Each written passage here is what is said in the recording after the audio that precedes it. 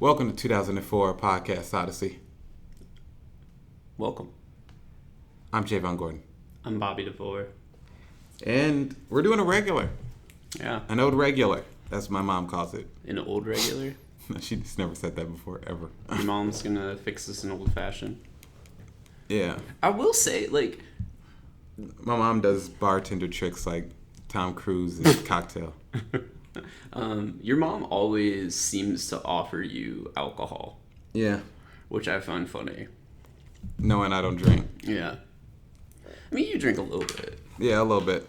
You, like, have a drink. Yeah. That's your equivalent of drinking. Yeah. You, like... And then I'm schmizzy for the rest of the night off of one drink.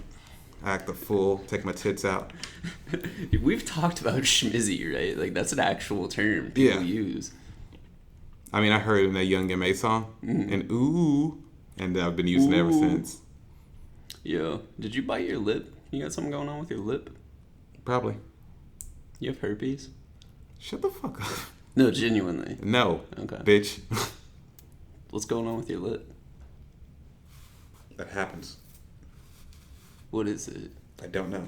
Does it, like, get flaky? Like, scabby? No. Oh, okay. Because that's herpes. Yeah, not herpes. What? I don't have herpes. Oh, okay. You can tell me if you did. Well, speaking of herpes... Kill you if you gave me herpes. Yeah, same. So speaking of herpes... Yeah, dude. Let's kill people if they give us herpes. The purge. And if you give me AIDS, I'm going to double kill you. Because not only have you outed me as gay...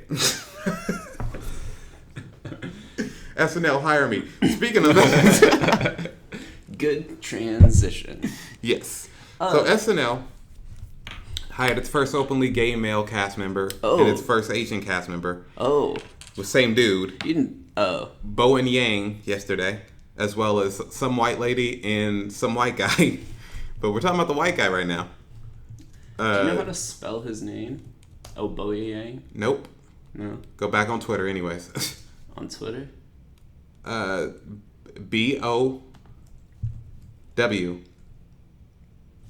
Bowen. Okay. Yes. Okay. Huh. Yeah, no, I don't recognize any of those dudes. But that dude does kind of look racist. Yeah, he looks like a Boston white guy. Yeah. He's like a Boston racist, for sure. Shane Gillis is his name. He has a podcast. Oh, yeah. Or used to. I don't know. Gillis.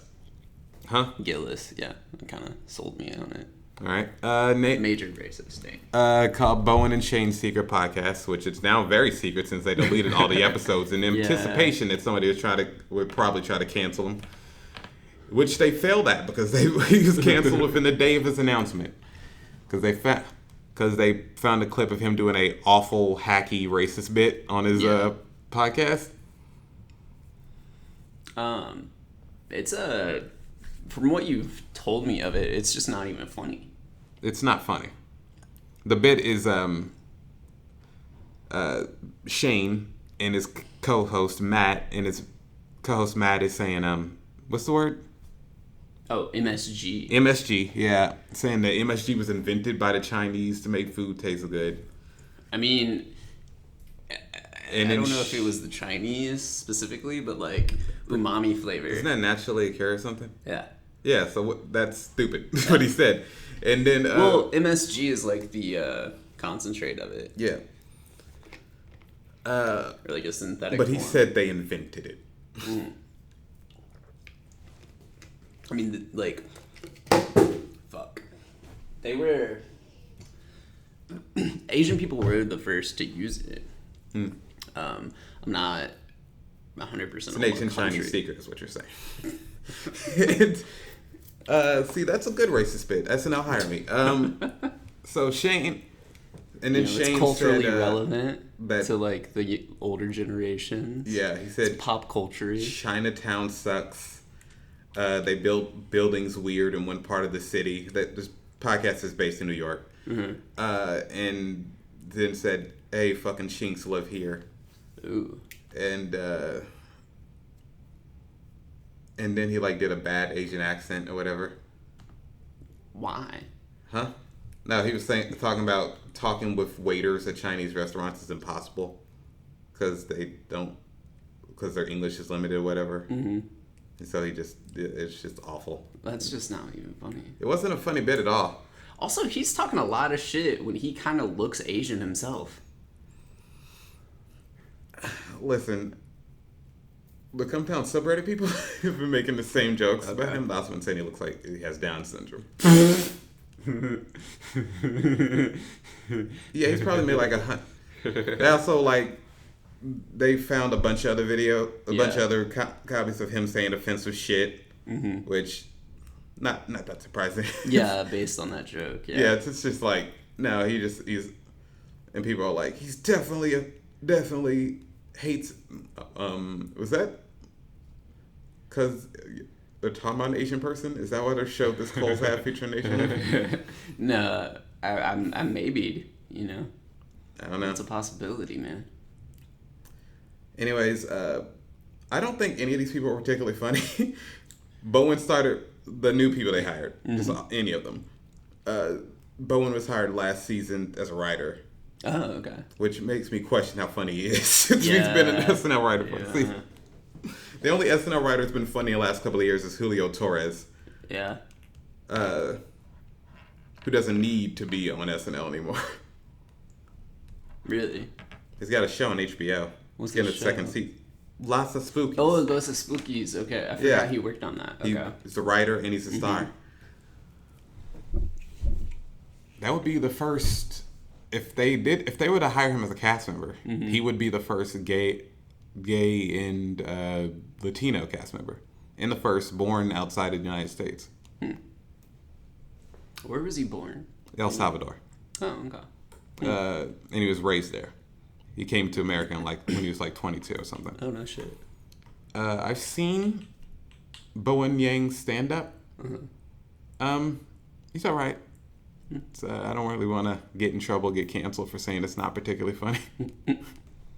Apparently Mindy Kaling, it's her favorite lip sync artist. Yeah, he did videos where he lip synced to some artist or something. Oh, that's lame.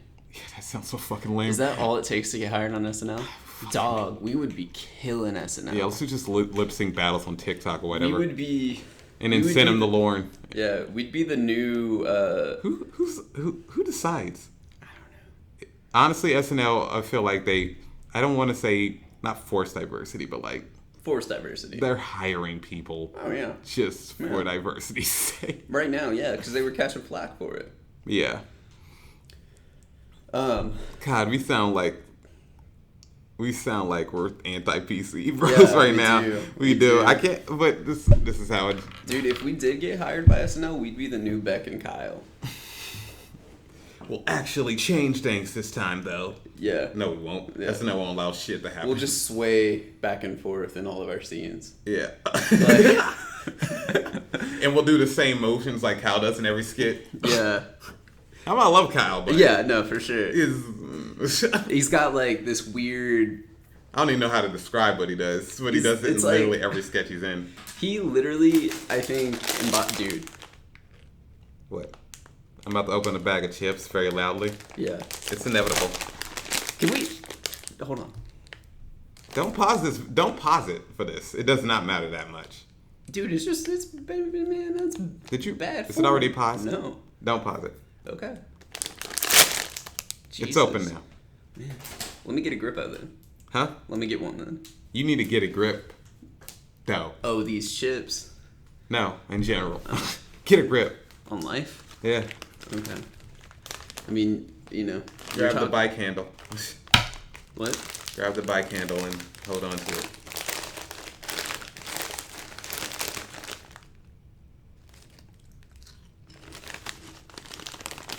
I'm not trying to get my hands all dirty. Some of you might get. Oh, great. Now I can't have any more. Are you hyperventilating into the chip bag? I was really trying to inhale like a vacuum cleaner. Dude, I don't think you should do that. Why? All the Humes? The Humes? Yeah. The David Hume? I'm New York. The Humes. Go ahead and huff that bag of chips. Huff that bag of spicy barbecue chips. Taking me back to high school. What's that shit called where people would paint? No, they would like put their shit and piss in the microwave. Jink 'em, yeah. We doing straight jink 'em. You know, that's one of the.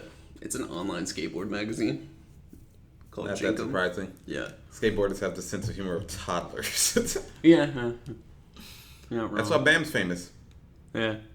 So you were telling me that Bam is like on some crazy shit nowadays. Bam was on Dr. Phil recently. Oh man, he looks rough. Yeah. You wanna watch the clip? You can barely understand what he's saying. Oh, he's turning into Dom. Got a kid and also apparently doesn't want to talk to his mom or his dad anymore. So maybe that's his latest prank on April though. Pause it. Since that's not the clip anyways. That's the clip. The Dr. Phil one. The one that I'm on right now? Or the one underneath? Yeah, the one underneath. This one? Yeah. Okay. Maybe that's his latest prank on April. Just like coming. I'm not talking to April. And like I'm cutting off like all contact with her. And that's the prank. My prank is that I'm gonna be a bad son. I'm gonna be an even worse son than I already am. Literally abusing my father physically for comedic effect. Putting other men in my mom's bed next to her while she's sleeping. Forgot about that one. That's straight up was that Jackass 2? I don't remember. She straight up puts the fat ass. What's his name? Vito? In the Jackass crew. Oh, Lacey. Yeah. Preston? Yeah, I remember that. I remember that one. I invited a rapist into the... Wait, is that... No. Oh, okay. He basically, like... No, I'm not saying Lacey's a rapist. I'm just saying, like, putting a shirtless man that your mother doesn't know. Well, she knew Preston. She knew Preston. Yeah. But... Yeah. Still a questionable ass bit. Yo, so... Do you remember the one where they put, like, a gorilla in his room? Yeah. In Phil's room? Yeah. Or some shit? That was just, okay. But, do you want to watch this clip? Oh, April's there. What? In the back. Where's that footage? That was probably footage. No, that's her. She's there. She's on, like, Skype or some shit. Yeah, she's Skyping in.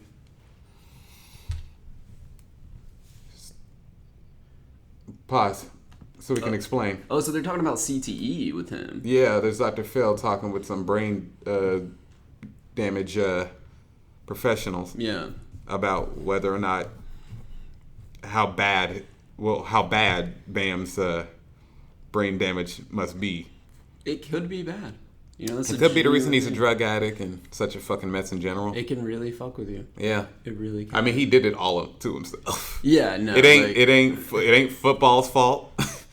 I mean, you could blame like skateboarding without a helmet, but you know, yeah, he did a lot of shit outside of skateboarding that was still pretty risky. No, not every skateboarder is like stupid as shit. This is the fact that he professionally hurt himself for years.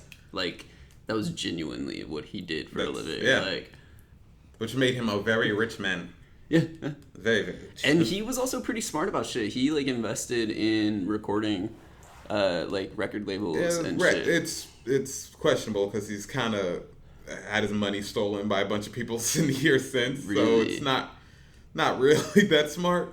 Like, Cumtown, they invited this dude on who was on when they had him on in the first place. Wait. You're too many hymns in that situation. Cumtown invited Bam on. Okay. And they invited his crew on with him. Mm-hmm. There's a dude named Vinny, who they call Scumbag Vinny. Scumbag? Yeah. Or Scumbag Vinny? Yeah. Okay. And his manager and shit. And that's not Scumbag Vinny. There's another dude. Just a lot of... He's surrounded himself with a lot of questionable ass individuals. Oh, yeah. Yeah. But, so... I never really even thought about that. He's playing the clip now? Yeah. Yeah, he's kind of cute, though. What? Who? The brain damage professional. Oh, yeah. You can try to see how bad my brain damage is anytime. I'm trying to show her my brain.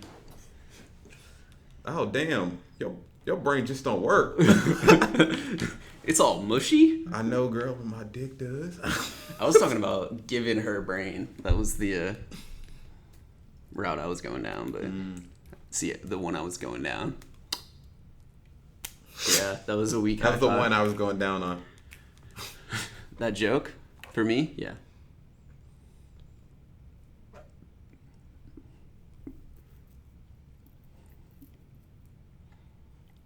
Dr. Phil's such an exploitive piece of shit, but yeah. But also, he didn't explain the drug, like through your neurosystem. Odds are they're probably talking about like LSD.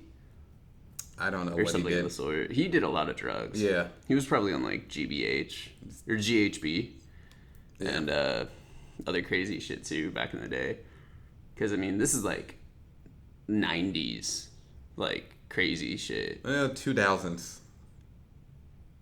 He in was the doing, 2000s. He was doing drugs before he was famous, though. Yeah, but he's also been doing them for years. Yeah. So he's been doing drugs for Yeah, but years. he was like, you know, they were doing like the crazy pill combinations and shit back then. And yeah, like, but he's still been doing the same type of drugs in the years since he became famous.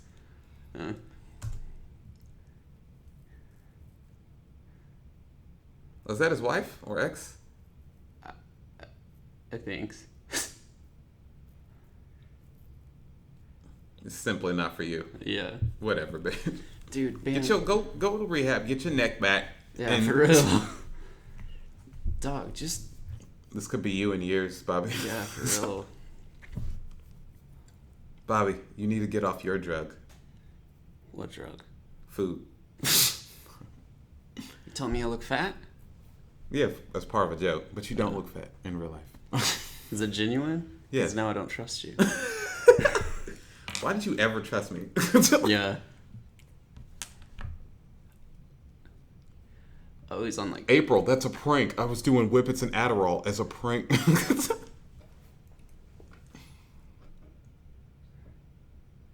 What was that? Yeah, he's freaking out, man.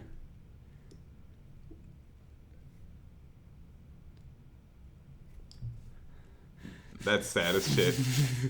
That's an obsession with fame took him to such an extreme. The last doctor I listened to was the television doctor. Well, okay, here's the thing. I think it speaks to the level of like how bad his shit is. Yeah. If Dr. Phil's trying to talk to him, he's fucking up. No, Dr. Phil wasn't trying to talk to him. He contacted Dr. Phil. Like, he went specifically to Dr. Phil. His dumbass thought the only doctor that can help him is the fucking television You think doctor. part of it's like who's barely a doctor. He's not even a doctor. Yeah. You think he like was thinking like, oh, this will be like extremely embarrassing, and that's the way that this is gonna affect me. The greatest jackass trick that Bam Margera ever pulled was convincing the world that he needed to go on Dr. Phil. The greatest prank for him was to have Dr. Phil The greatest convince prank him Bam to get Margera sober. ever killed was killing Ryan Dunn. No, I'm being for real. Why did Bam kill Ryan Dunn? We need to discuss this. Dude, quit talking about my idols like that. Why did he kill Ryan Dunn? On Jeffrey Epstein's submarine. Dude, he looks like fucking freaking out while he's on it. He looks like he's on something.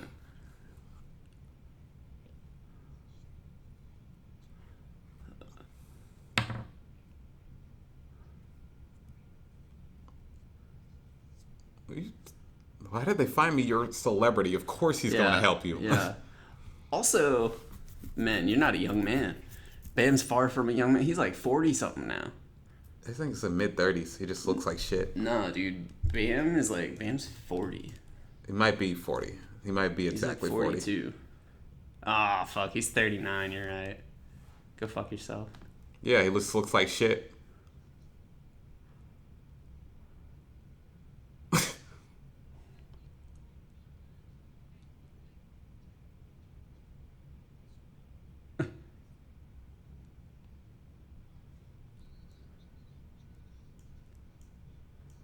Jesus, man. Yeah.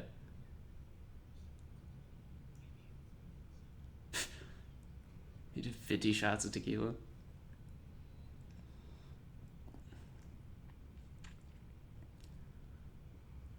Dude, why does he sound more like Don Vito than his fucking dad? Yeah, he sounds like Don Vito. Which is, like I said, Lolita Express. That's the pedophile speak. That's what happens to you in that family when you were a pedophile. Yeah, you don't think, like... It fucks up your speech patterns. You don't think Vito, like, fucked him up, do you? Vito fucked him? Yeah. Vito fucked girls. Little girls. Do we know that? That's who he was accused of touching. Oh, okay. So I'm pretty... Wait, I thought he had, like, a... So he literally touched somebody. Yeah. Like a kid. Like, it wasn't like a... What? I thought he had, like a illegal, like, underage porn thing. I don't know. Yeah. I only heard about him touching some kids. Jesus, man. I hate Dr. Phil and how exploitive he is, especially for just a mentally ill in general, but especially of Shelley Duvall. I don't know that one. Shelley Duvall, the lady who played the wife in The Shining. Mm-hmm. You've seen The Shining? Yeah. You know what she looks like. I've not seen The Shining. But you know what she looks like. Yeah. I'm just unaware of the situation right now. She appeared on Dr. Phil a couple years ago. Uh-huh. And it was just like the most exploitative shit. She's just like a nearly 80-something-year-old woman. Yeah. And I'm like, she hasn't been seen in public in anything since like the early 2000s. And you brought her on here just so you could... It felt so exploitative. What did they exploit of her? Her mental illness. I felt it was not right. It was not right to bring her on television. What's her mental illness? I'm not sure. But has that been a thing? Like, that was common knowledge? I don't know if it was common knowledge, but I mean, she had been out of public eye since like the early 2000s. Yeah. Huh. Look it up. Look up Shelley Duvall, Dr. Phil. Huh. It's like they're watching. Ooh. This one? Yeah. The top one? Yeah. I mean, it's the only clip.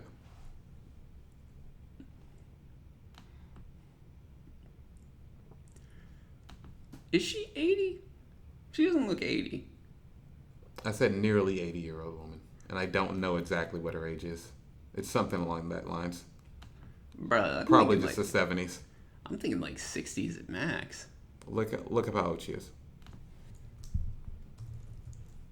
Mind you, I have almost never been wrong about someone's age. 70. Okay, go fuck yourself.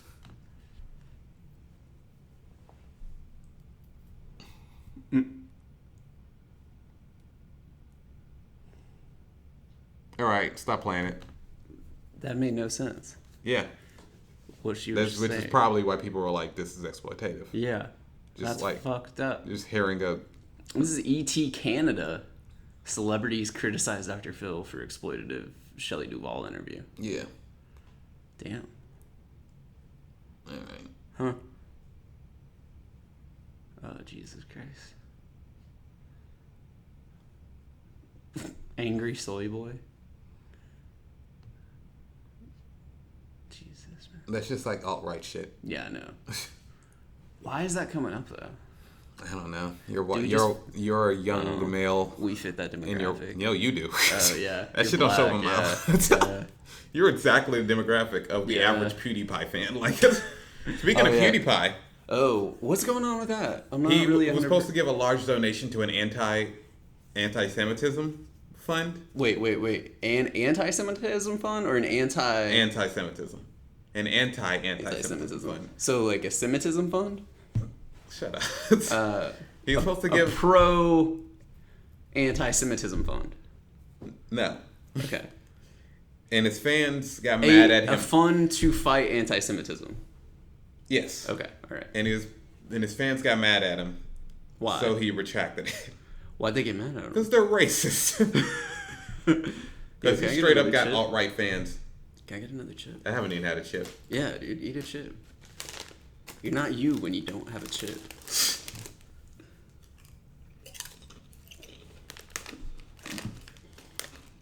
have a chip.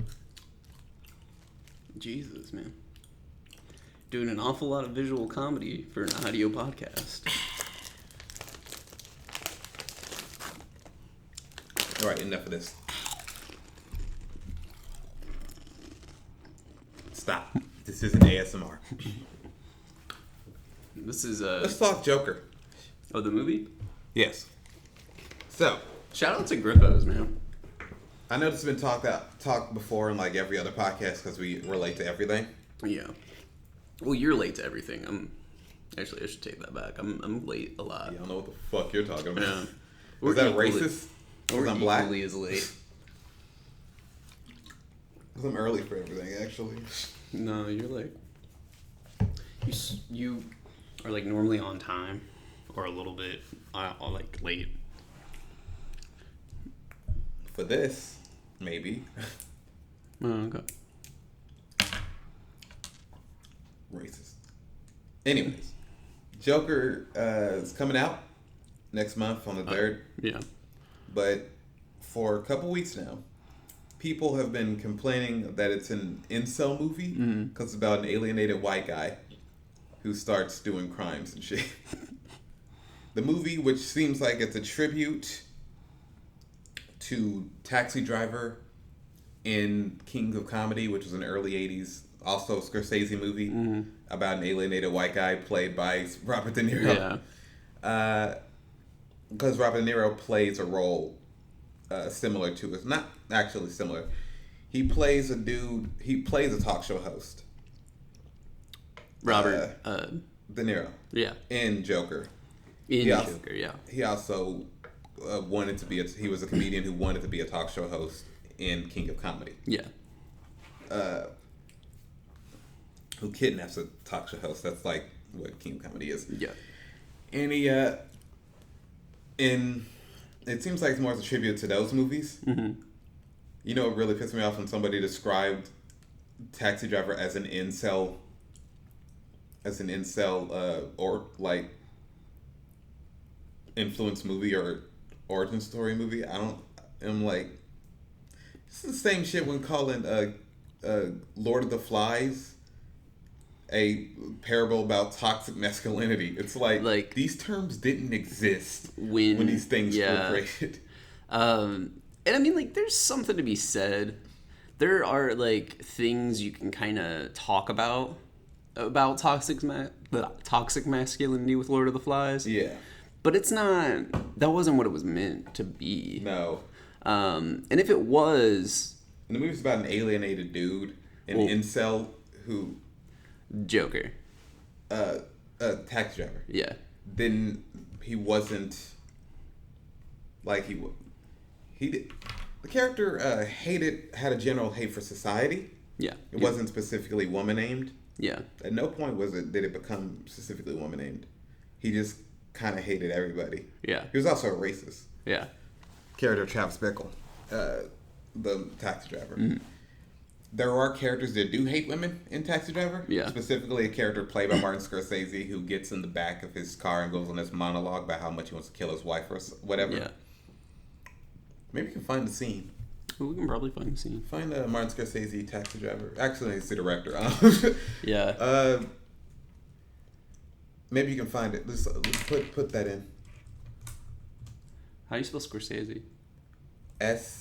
SCO. I found it. Yeah, that's it. Is it right here? Yeah. I think this is the full appearance. Yeah, just a horrendously misogynistic monologue. Wait, Apple has a card now? Jesus. Yeah.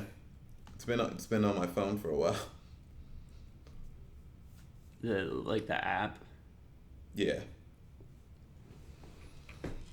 Alright, so we're watching this scene from Taxi Driver. So I I've learned never how to actually... act from the masters. You say never seen Taxi Driver? Yeah. Yeah, they should watch it. Pause it real quick. Is it on Netflix? Oh, yeah. I think you should watch it if it's on Netflix, because that's how I watched it a couple years ago. That's not something you'd be interested in doing a commentary on, would you? I mean, it's really nothing to make fun of in that movie. Uh-huh. It's still on Netflix, by the way. It's still on Netflix? Yeah. How long is it? Is it like a... It's pretty long. About how long? Do you know? Exactly? I never really... I mean, is it like 2 hours, or is it like pushing 2 hours? Over 2 hours? Let me see. I know, it just feels like it's such an important and famous movie that it would be long as hell. I feel like it's not, Oh, though. shit. It's 113 minutes. That's It ain't like that long. That's like right under 2 hours. Oh, shit. I had no idea. Oh, dude, it was right there the whole time. It's right on the fucking screen, man. Damn. Man.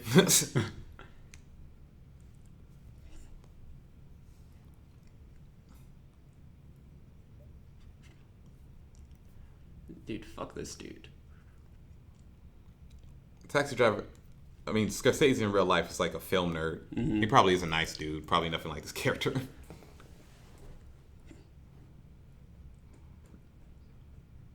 He was a coke addict in the 70s, though, when he made this movie. So this is probably like... I've never seen Young Scorsese. Yeah. I've never seen Young Scorsese. I don't know why I keep saying Young Courtney Cox. Just watch Friends. There she is.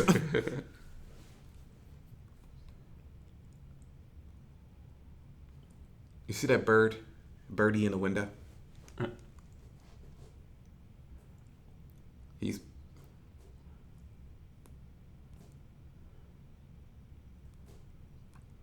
pointing to a window in a building right next to the cab. Yeah.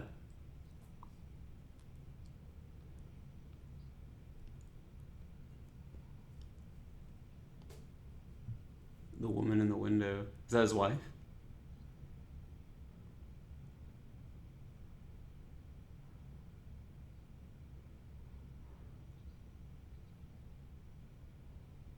That's weird. That's why it's cheating on him.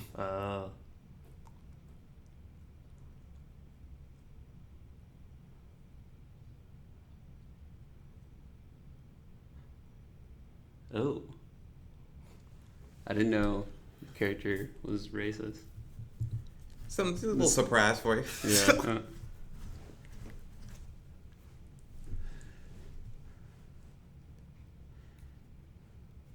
Holy shit.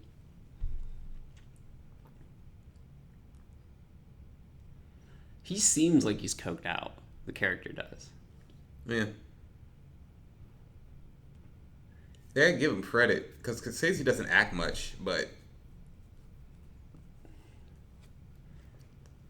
I can imagine an angry Scorsese. No, an angry dude. Yeah. In general, talking at this pace. Yeah. Well, also, I mean, this is the 70s too, so I don't think specifically to the 70s. I'm talking in general. Well, I'm talking about the coke aspect of it. Okay. Like the character gives me like a very heavy cocaine vibe. Yeah. The fast talking, the consistently like wanting you to answer the question like immediately. Yeah. Like that's also how Scorsese talks in general. Really. You've seen anything with him, he kind of does talk like that. Okay. Then again, he is a former cokehead, so. Yeah. Yeah. A 44 Magnum can blow you in half.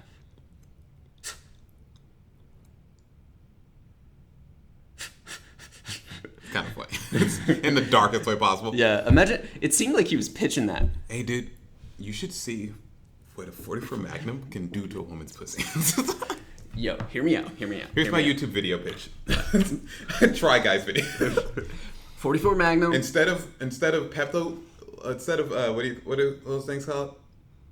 Those mint type things you put in like a Coke. What is those called?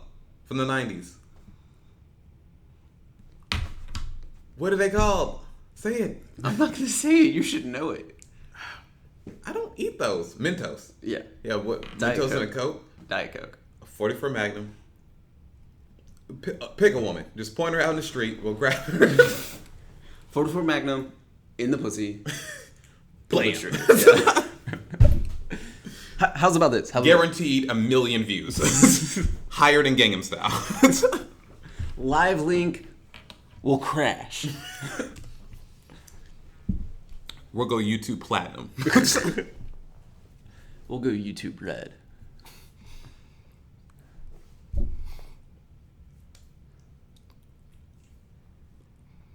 He also kind of reminds me of Dante from Clerks. Yeah. I heard his performance inspired by that. Really? No. This monologue is about About Star Wars. This one inspired the girlfriend, 36 dicks. Yeah.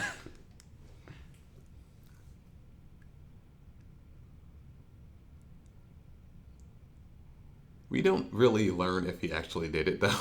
Yeah. We do. I think we see a cameo of the character later on in the movie, but I'm not sure if he actually did it. So, I would like a sequel to Taxi Driver Now, where he's like, and it begins with him saying, "Hi, I'm Martin Scorsese, and yeah, I did it." so that's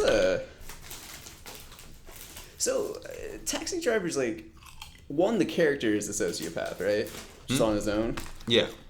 But just kind of slowly going crazy from how grimy New York was in the 70s. His own racism. But, can you like do that like out of the field of recording? Like I care less about the eating. I care more about the bag. Like if you could just like grab chips from the bag while the bag's like far away from the mic, you know what I'm saying? There's a lot of noise. That's directly into my ear right now. So not only is like it's showing like how crazy and grimy New York is, it's also about the character himself. Yeah, he's a veteran of the Vietnam War as well. Oh, so it's like PTSD, yeah, mixed with like the shitty environment of New York at the time. Was he from which New he York? embraces? Was he from New York? The character? Yeah, I don't know. Okay. I don't think they. That's not relevant to the story, but he embraces New York being grimy, or he hates it, but stays as like a late shift cabbie for some reason. Oh yeah. Like he talks about how much he hates it. He gives them monologues about look at how gross this place is, but also he's like still choose to live this way. Like you choose to go to porn theaters. He gets a date with a very attractive woman that works on a political campaign, played by I can't remember the actress' name honestly. How? How? Because he's played by Robert De Niro in the 70s. Oh. Okay. All right. Yeah. She doesn't know he's social. He doesn't know she's like a socially awkward weirdo fuck. Yeah. Okay. Robert De Niro's not ugly. So. Yeah. Okay. Was this pre or post Mohawk? Just before the Mohawk. Okay. The Mohawk shows up late in the movie once he's gone off the deep end. Oh, okay. Gets a date with her. Yeah. Takes her to a porno theater for the date. Beautiful. And she leaves halfway through. Yeah, because of course. Yeah. So that's what annoyed me about the article. Because like the movie doesn't hate women. Yeah. There's characters that hate women in the movie. Yeah. I don't think that means the movie does. The movie's not also the movie's not racist. Yeah, no. The character's racist. Yeah. It's just like I don't know. It's a depiction. Yeah. Of real racism. Yeah. And also, I'm still interested in seeing the Joker. It's got one not best picture. I don't know what it's called. Screenplay. Like, just like best movie, whatever, at the Venice Film Festival in Italy. Oh. There's probably gonna be Oscar buzz or whatever about Joaquin Phoenix's performance. Yeah. Because Joaquin Phoenix is a good actor. He's a great actor. Yeah. Yeah. Especially for deranged people. Oh, for sure. Have you seen The Master? No, I'm not.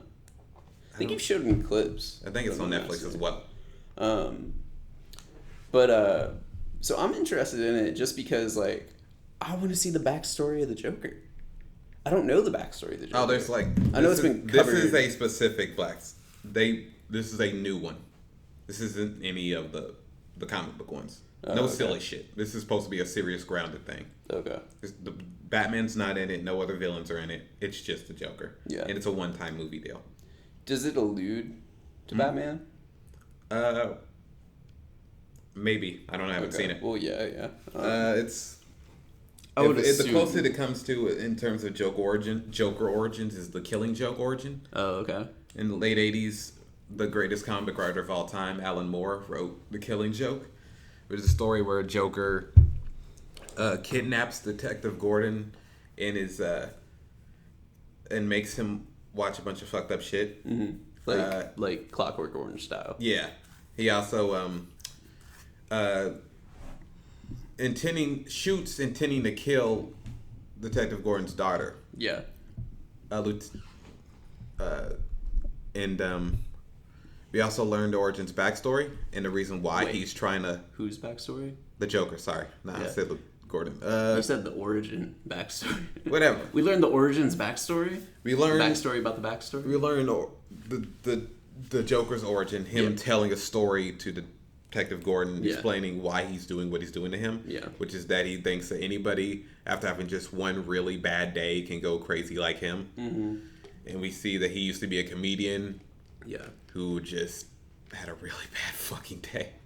So the origin and the Joker is presented as a mixture of like original shit mixed with the Killing Joke origin. Mm-hmm. This isn't one of the sillier ones. Like, this isn't falling in a vat of chemicals and his skin turning clown makeup. Yeah. Which is one of the origins from the comic book. Permanizing his clown makeup. Yeah. Yeah. Or Red Hood or whatever. I don't know that one. Red Hood was one where he was like a leader of a mob of guys who wore red hoods. And that was his original persona before he became the Joker. Oh. Huh. Well, I'm definitely. It's very interesting because, like, I think the Joker, especially like after Dark Knight. Yeah. Like the sort of character of the Joker was like literally insane. And like a genuine sociopath. No, that was in there before Dark Knight. Really? Yeah. Again, Killing Joke came out in 1988.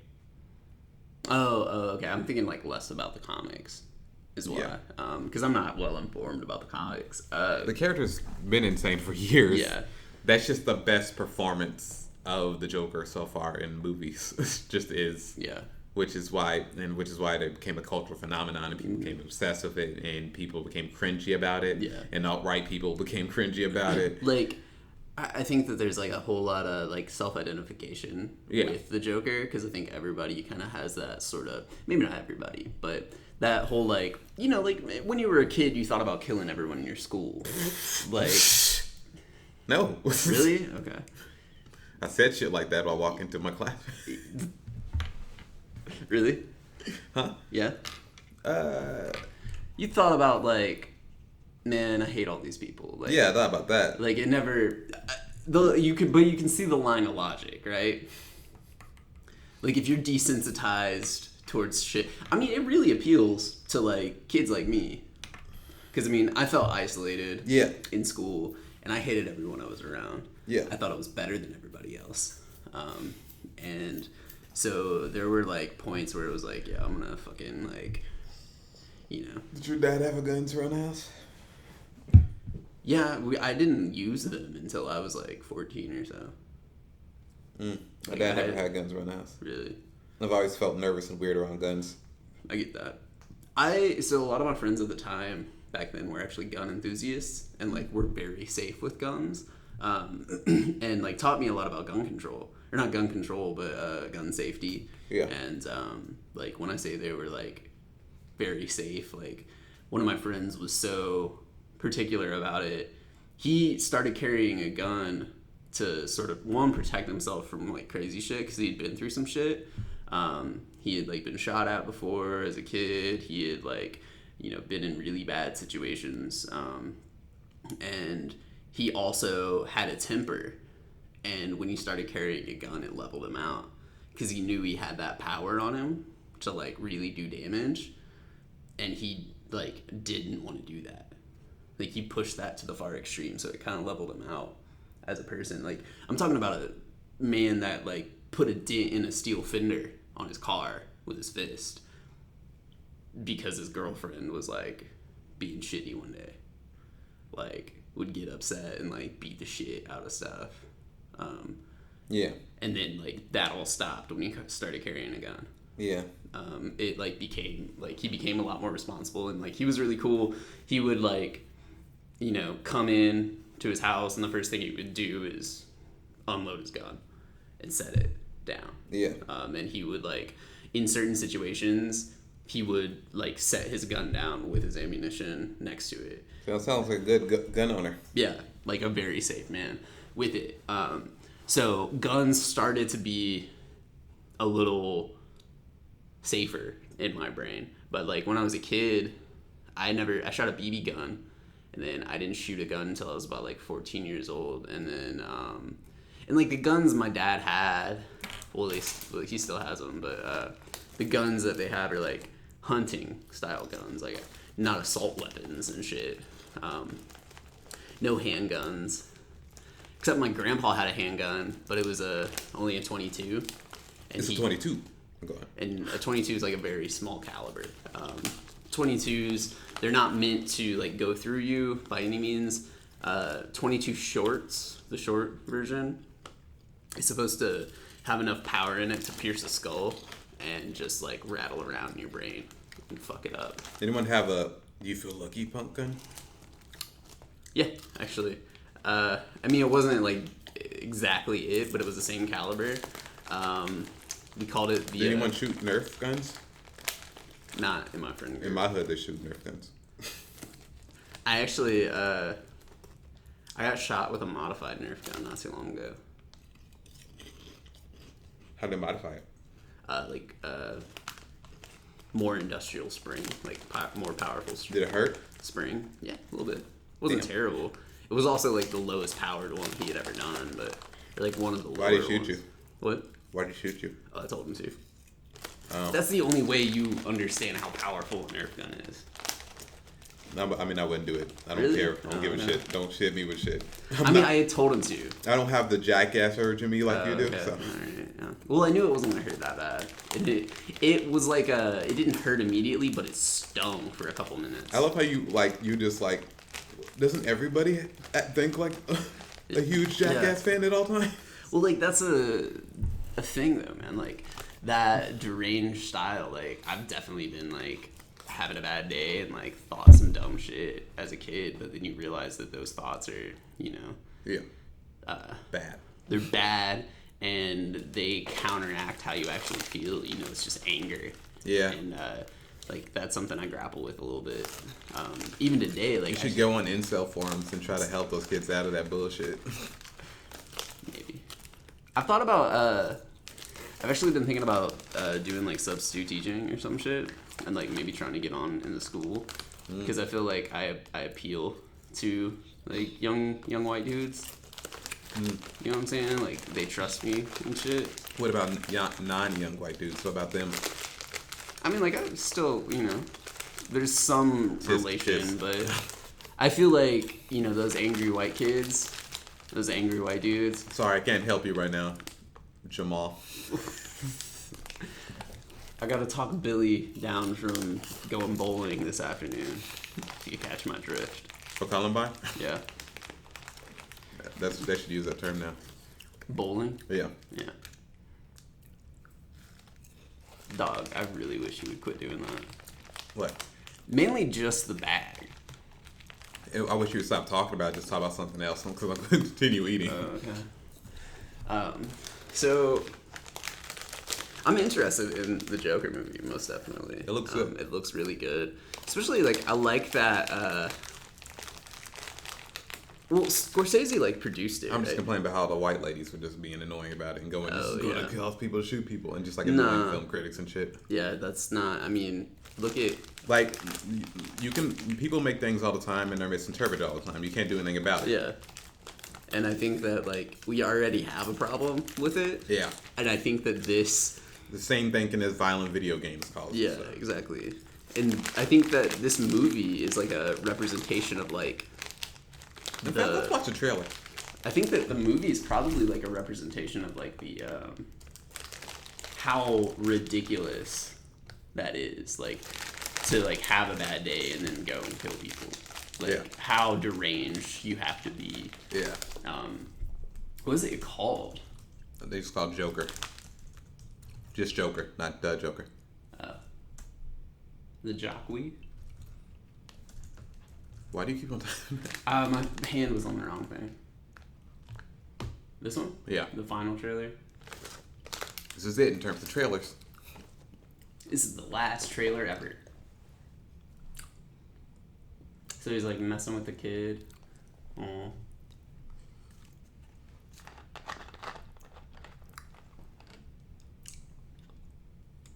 Damn, he was just trying to make the kid laugh.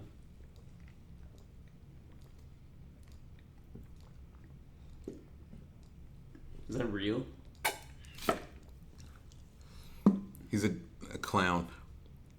Mm-hmm.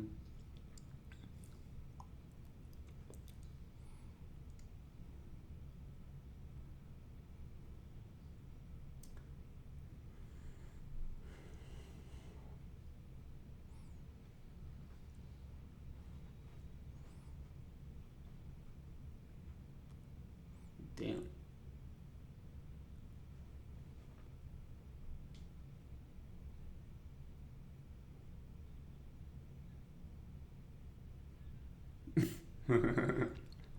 See, this is the problem. You laughed at Oh, at him? at him getting laughed at.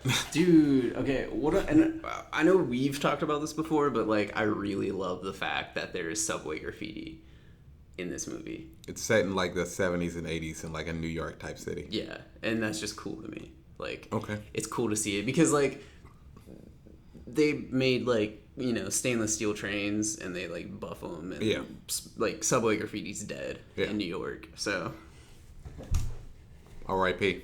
Yeah. Ow, that was my knee. So what's going on with the clowns?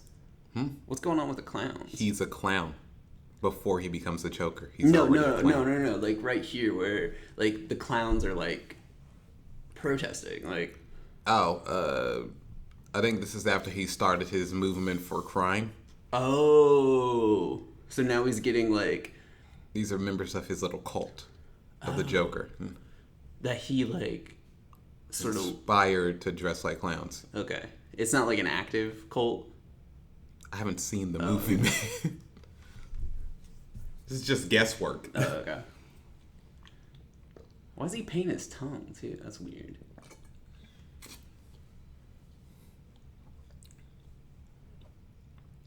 Yo, same. I still struggle with existence.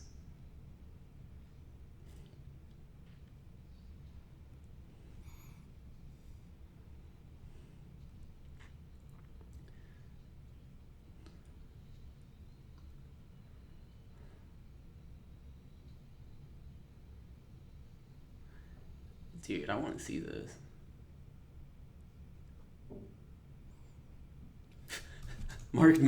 Yes. Mark Maron's in this shit? Yeah, he is. That's fun.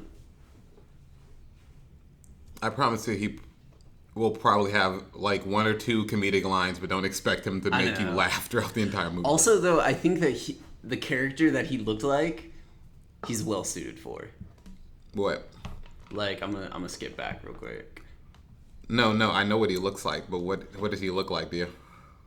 Just like grimy 70s manager type shit, like TV exec, and he does. He fits that, like the 70s look. Like he's very 70s. I see looking, it. Yes, just because he's older. Yeah.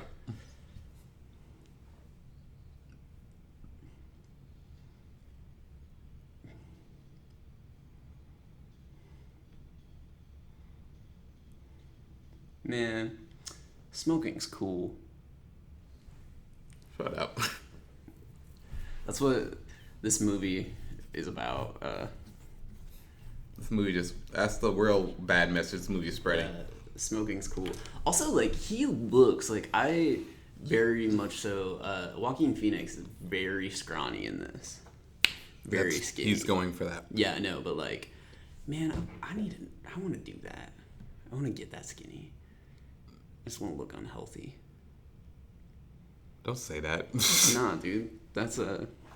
Don't say that. Body dysmorphia. I know. Yeah. Talking. Don't say that. I want to look sickly. Mm-mm. I want to be able to play the xylophone on my ribs. Like Kate Moss in that Family Guy episode. Slip and do 4 cracks and stuff. Turn sideways and be... That's still one of their best jokes to me from the early years. That was pretty funny. I was watching The Bomb or The Boom or whatever. I don't know. The episode where the apocalypse happens, Y2K. Family Guy. Yeah. The one with the Randy Newman joke. Randy Newman? Yes. Yeah. Him, Randy Newman? It ain't that funny. I know, it's just fun to do. Like Lois grabs an apple Yeah. off the tree next to him. He's going. She takes one bite. She takes two bites. She takes another She bite. stops. She looks at Randy. That was pretty funny. That was one of the best. It was a Yeah. slow one too. Yeah. But like it got better. It was just that was a really good one. Let's get the hell out of here. But doing a Randy Newman impression's fun. Yeah. I like Randy Newman genuinely too. There's a couple songs I like. I'm not as versed in his discography as you are, but Yeah. short people got no rhythm. I want you to play. Short people can't jump. White Men Can't Jump. Short people. What do you want me to play? Play 1906. 1901. Dayton, by Ohio. Phoenix? Dayton, Ohio. 1902. Dayton. Mass shooting by Randy. I'm just kidding. 1903. Yeah. So we're gonna play this song. I'm assuming the Randy Newman version. Yes, it's the original version. Nielsen did an album where he covered Newman. Like just all Newman. Yeah. Huh. I love this song. This is from his album Good Old Boys. Yeah. Yeah, I think so. Is this the same album with like? Rednecks? Yeah. Yeah. But they say hi, ho. Would you like to come on? Yeah, okay. Oh, I am not a weirdo, so I didn't think of this song. So there's a profile on YouTube. I don't know if this is real or not. I can only assume it is based by the photo. It could be easily fake. Yeah, because the name is Steve Dickman. So Steve Dickman. That can also be a dude's name. Yeah, but also it could be a YouTube troll. Who knows? But the Dude comment said- is like, after the shooting in Dayton, I immediately thought of the song. I've always loved it, and it seems so poignant now. The shooting, or the song? The song seems poignant because of the song. Because of the shooting. The song seems poignant because of the shooting. Yes. Okay.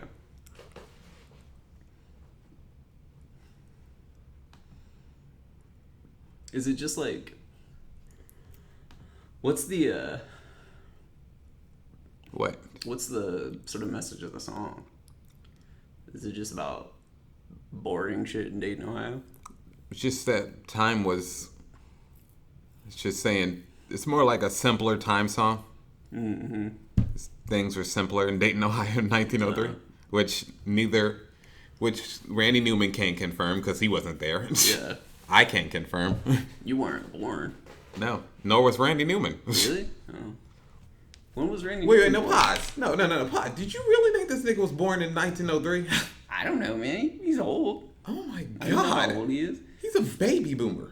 Oh, okay. Jesus. 43. You really thought he was born in 1903? He might have been alive. I don't know. Shit. Jesus. Old people are old people, man. Old Have is an old. idea of how old people are. Man. Okay. Can't believe you really thought this man was.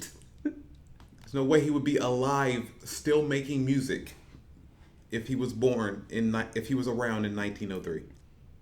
Okay. All right. So, I know this is not a question, but what was the shooting in Dayton? What was that? The Ohio one? Was that the mall? The mall. The mall? Yeah. I don't remember. I think it was the one. He had a Twitter account. Oh, was he the leftist? Look it up. I can't remember. There's so many mass shootings nowadays. Yeah.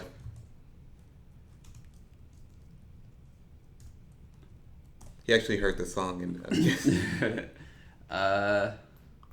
Dang, it's a beautiful song. I'm gonna go to that place and kill people. I'm gonna go kill some people. Damn. And that's how powerful that gun was. 10 people were killed, including the perpetrator, and 27 others were injured. 17 of the injured were shot by the gunman, who was killed by police within 32 seconds of the first shot. Holy That's shit. how powerful the gun is.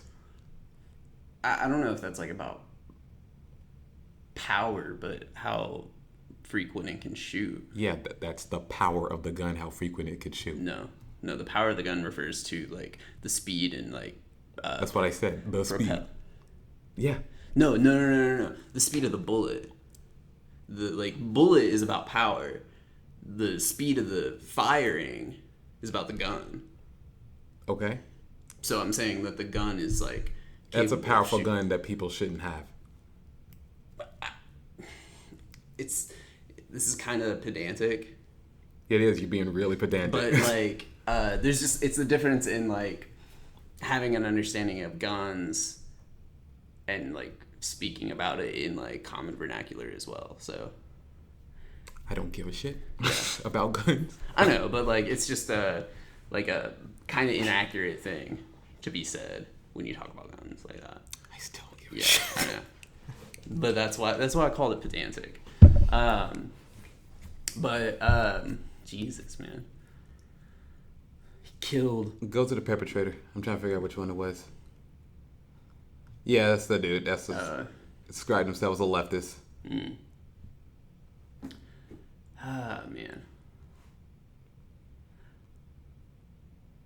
Oh, that's great. So, despite the fact he's the leftist, he made...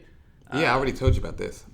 Yeah. The list he made of other soldiers who wanted to kill and rape. Jesus, man.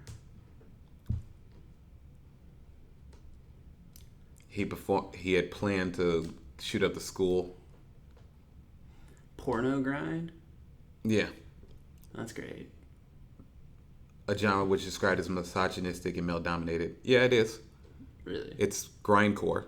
It's grindcore metal, which is like a very dirty-sounding type of metal. I don't mean lyrics, but just like rough sounding, intentionally. Okay, I don't know about... Yeah, okay. What? Okay, what? Well, the thing is like I might be getting deathcore and grindcore kind of confused. And porno grind is there where the lyrics are specifically trying to sound sexual as well. So kind of like a... and trying to sound like disgustingly sexual. Like Rob Zombie? I don't know. Oh, okay. I wouldn't know the comparison. I've never listened to Rob Zombie. Okay. Interesting. I mean, if the name of the band, which is called Minstrel Munchies, gives you an idea. Yeah. Oh, shock value. Yeah, it's shock value music, like Cannibal Corpse type shit. Oh, he can. I don't know about that with Cannibal Corpse. Are they like a? Because I don't know Cannibal Corpse. Have you seen their album covers? Yeah, but that doesn't mean much. They're shock value album covers. Oh, okay. Like, makes sense considering they put out an album called Cannabis Corpse because they were all stoners. So what? They were all stoners. Okay. But like the sort of the hyperbolic. How do we end up talking about a shooting and I'm annoyed? But yeah, so that makes sense, I guess. I'm just not aware of Cannibal Corpse that much. But it's like one of those things. I don't want to, cast him out. But apparently he complained to his high school girlfriend of visual and auditory hallucinations, psychosis, and... he was afraid he was developing schizophrenia. Which is very well possible. But also, nobody fucking caught that. Because of failing our medical system. Yeah. As well as our school system.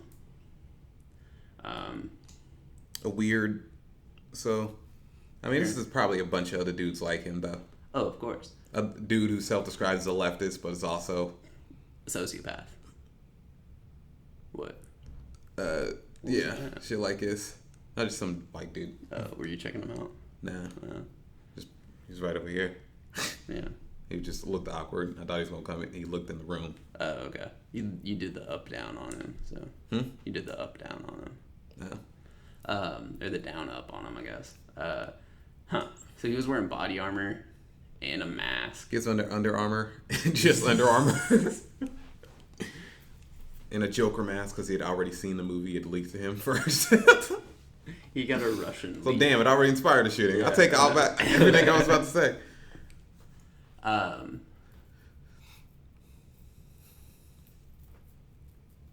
And hearing protection. I wonder what he's listening to. Let's put some earphones in. Yeah, he's in the porno grind. Yeah, he's listening to. He's actually listening to the Dead Milkmen. Oh yeah. He thought he was Ringo, and he bought the rifle. The joke works. Yeah, if you know them. Yeah, I know. But you know the song. Yeah. That's all that matters. Vaguely. Yeah.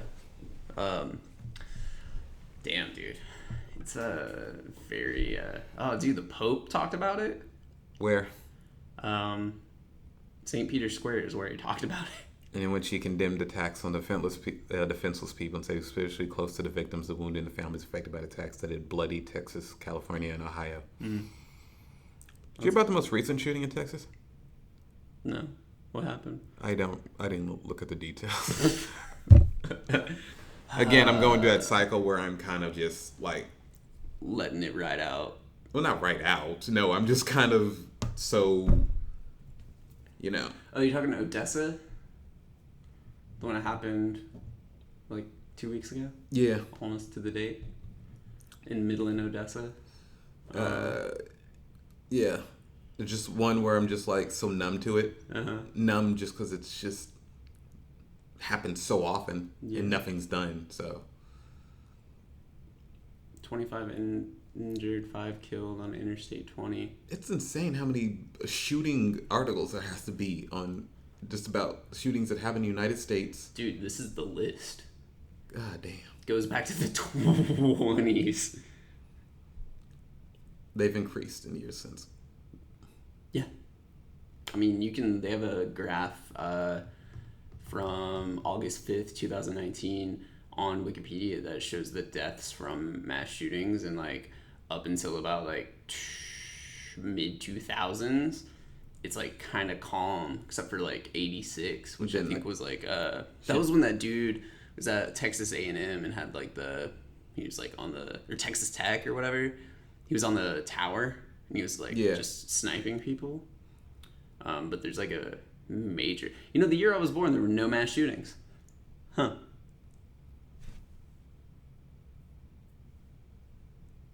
You ain't no peace child. Get out of here. There was a not taking high five opportunity there. They said Bobby DeVore is born this year. Yeah. For once, we shall not kill each other. Yeah. Let's put our guns away and hug. So, what the fuck happened this year, man? In 2016? Was it 2016? It says it right there. Oh. Right there on the... What? It says it right there on the graph. No. Dude, shit. Based on the different article. Oh, okay. Look, dude. Look when I zoom in. Here's the dot. Yep, I see it now. 2016. All right. It's like 2017. Zoom out. So, oh shit, man. What happened this year? Oh, the same shit that's happened every year. Nothing's being done. Yeah. And niggas still mad and more alienated than ever. Yeah. It's scary, man. And they have the ability to get these guns easily. Yeah. Whether it be legally or not.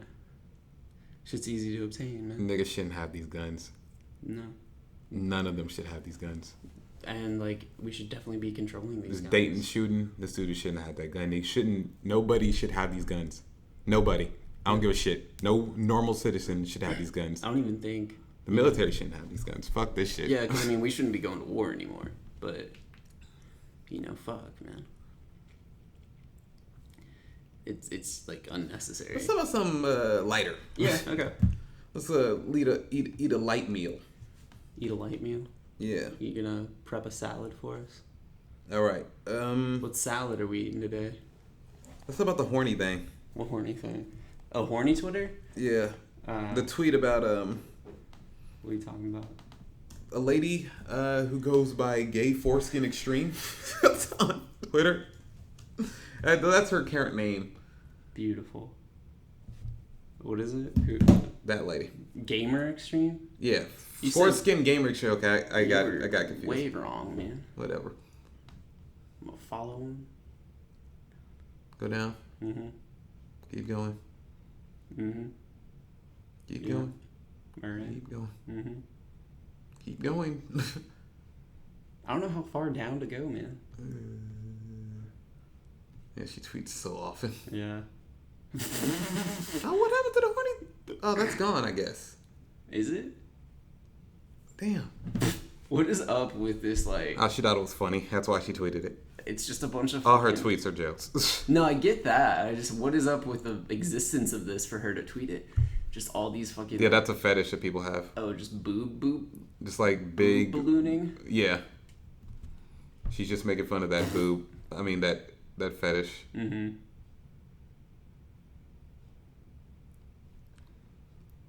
Damn, I can't even find it. But she was talking about how if I see somebody using like a public... she also likes people using... what are they called? Using like an vibrator app. Oh. At the restaurant when I'm with my family, I'm smacking a phone out of his hand. Yeah. On his girlfriend. There's a video of a dude doing that in a public restaurant with his girlfriend using the vibrator app. Well, and vibrating panties. Yeah. Yeah. It's just like... Controlled by an app. It's disgusting. Yeah, it is kind of gross. It's like, why? It's a little gross. You don't need to do that horny shit in public. Yeah. No. I mean, it's like... That's part and you of wanted the to thrill. talk... You wanted to talk about... Oh, yeah. The limits and what's okay and what's not okay. Like, I just... Because there's... I guess that I could be considered a little bit of an exhibitionist about those things. I think that, sex in relatively public places is kind of hot. I'm talking like, in the woods. Yeah, it's fine. In a park. Like the woods within a park or something where... Or in a car in public. That's not as hot. Car sex kind of sucks. Yeah. They call that dogging in England. Dogging? That's what they call it. Really? Yeah. Yeah, public sex. Because you pretty much have one position you can do. Practically. No. Depending on your car. But like, it's rough to have sex in a car, depending on how big the car is. Even then, it's kind of a... What if you're doing like one of those really teeny tiny, like a mini... I don't know what it's called. What do they call it? Fuck. Dude, there are a lot of small cars that you could be... If you're doing a Kirby. You mean a Herbie? A Kirby. What's a Kirby? The car that Kirby is. Whatever that is. Herbie. It's Herbie. Oh, it is Herbie. Kirby is a fucking the pink, video game character. The pink swallower. Yeah. Herbie is a Volkswagen Bug. Volkswagen Beetle. Yeah. Yeah, that's... They made jokes about that in Mallrats, actually. Why do I care about the jokes they made? It's just... Unless you have the joke. It's a joke in Mallrats where they talk about how hard it is to have sex in the backseat of a Volkswagen. You know how hard it is to have sex in the backseat of a Volkswagen? That's harder than having sex in the backseat of a Volkswagen type joke. There's like a couple of them. Yeah. I haven't seen Mallrats in a while. Yeah. Aren't they making a sequel? They did. Oh, wait. Mallrats? Yeah. I don't know. I don't know what he's doing right now. Yeah. I mean, good for Kevin Smith. I don't hate him. Yeah, for sure. His movies have sucked for the last couple of years, but it's whatever. Yeah, but also, has he done... Well, he put out that fucking train wreck of a walrus movie, right? Has he talked about the walrus? What? The Kevin movie? Smith? Yeah. Probably. Oh. On it, it was his idea. Yeah, I know, but like, has he talked about how bad it is? He probably still believes it's a good movie. Who knows? He's a filmmaker. He made the movie. Yeah. Not everyone agrees with the general public about how bad the movies are. Yeah. Well, I know he agrees that Cop Out was shit. Yeah. He also hates Bruce Willis. Why? Because they didn't get along when they made the movie. Oh. But he loves Tracy Morgan. I don't know if he loves him, but he didn't have any complaints about him. No.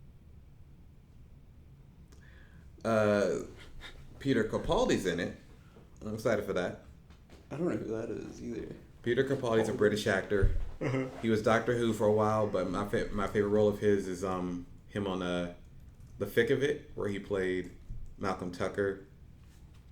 Oh. The show's meanest, toughest character.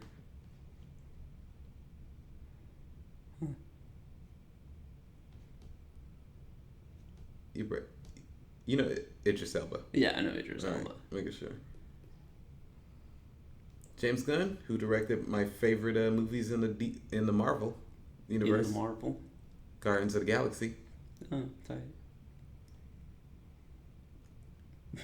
No, keep on trying. Keep on trying to get me just because I mispronounce things. Like that's anything. I mean, dude, like, you know. I mean, I'm not like trying. So what's happening? Felicity Huffman sentenced to 2 weeks in prison. Oh, fuck you. Oh. How is she not getting shit? But Lori Loughlin's like... Because she, like, did something stupid. Who? Oh, yeah, she didn't just give in. Yeah. Yeah, she, like, took it to court. Yeah, she wasn't too smart. Yeah. Also, I don't give a fuck. So what is this about? I don't know. They're just saying this because Felicity Huffman is about to spend her 2 weeks in jail. Yeah. This is so stupid. These people are awful. I hate them all. Yeah, I just also, you know, good for us that Lori Loughlin's going to jail. She's a menace to society and she needs to be stopped. She's menace. I hope someone shanks her. Anyways, moving on. Jesus. What? So whatever. Gore. I love that video. I don't know what it's from, but that still makes me laugh. What else you got? What else you got? We're on mic. I can't punch you in the chest repeatedly on mic. All right, so I want to talk about this lady named Caroline Calloway. I want you to look it up. Caroline Calloway? Yeah, she was all over Twitter for a couple... Nope, it's on Twitter. You're telling me to look it up on Twitter? Yes. Okay. You gotta tell me to look it up on Twitter. How do you spell it? First thing. Is it the O or the A? O. Zooted on Adderall? What? All right. Caroline Calloway is this super privileged white lady who has this insane story of getting a book deal, not writing the book, and spending all the money. And she became famous on Instagram for her stories about how she went to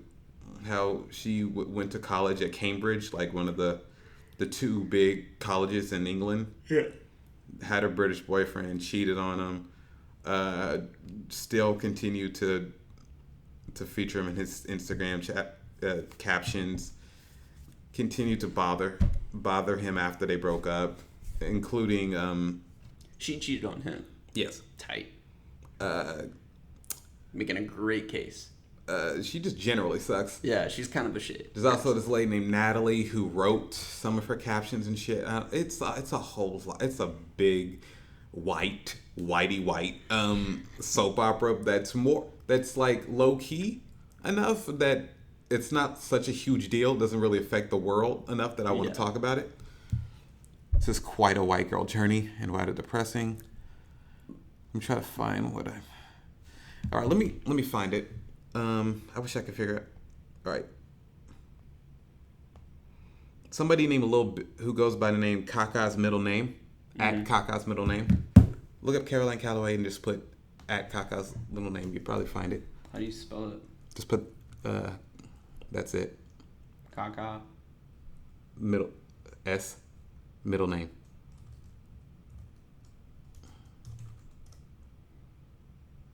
That's it. Where? Right here. Keep going. Just scroll? Yeah, keep scrolling until we find... This person made a huge ass thread about it. Oh, they're gone. Okay, go up. You mean just...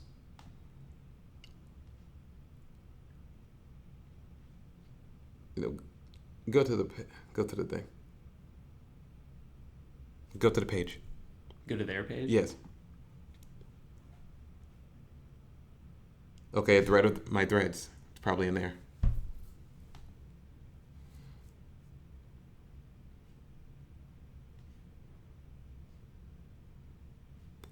This person just talks about social media nonsense. Seems like it. Yeah, all the awful, dumb white people on the internet. Yeah. I'll probably read some of these in the future. Calloway? Yeah, that's the Caroline Calloway story. All right, she's as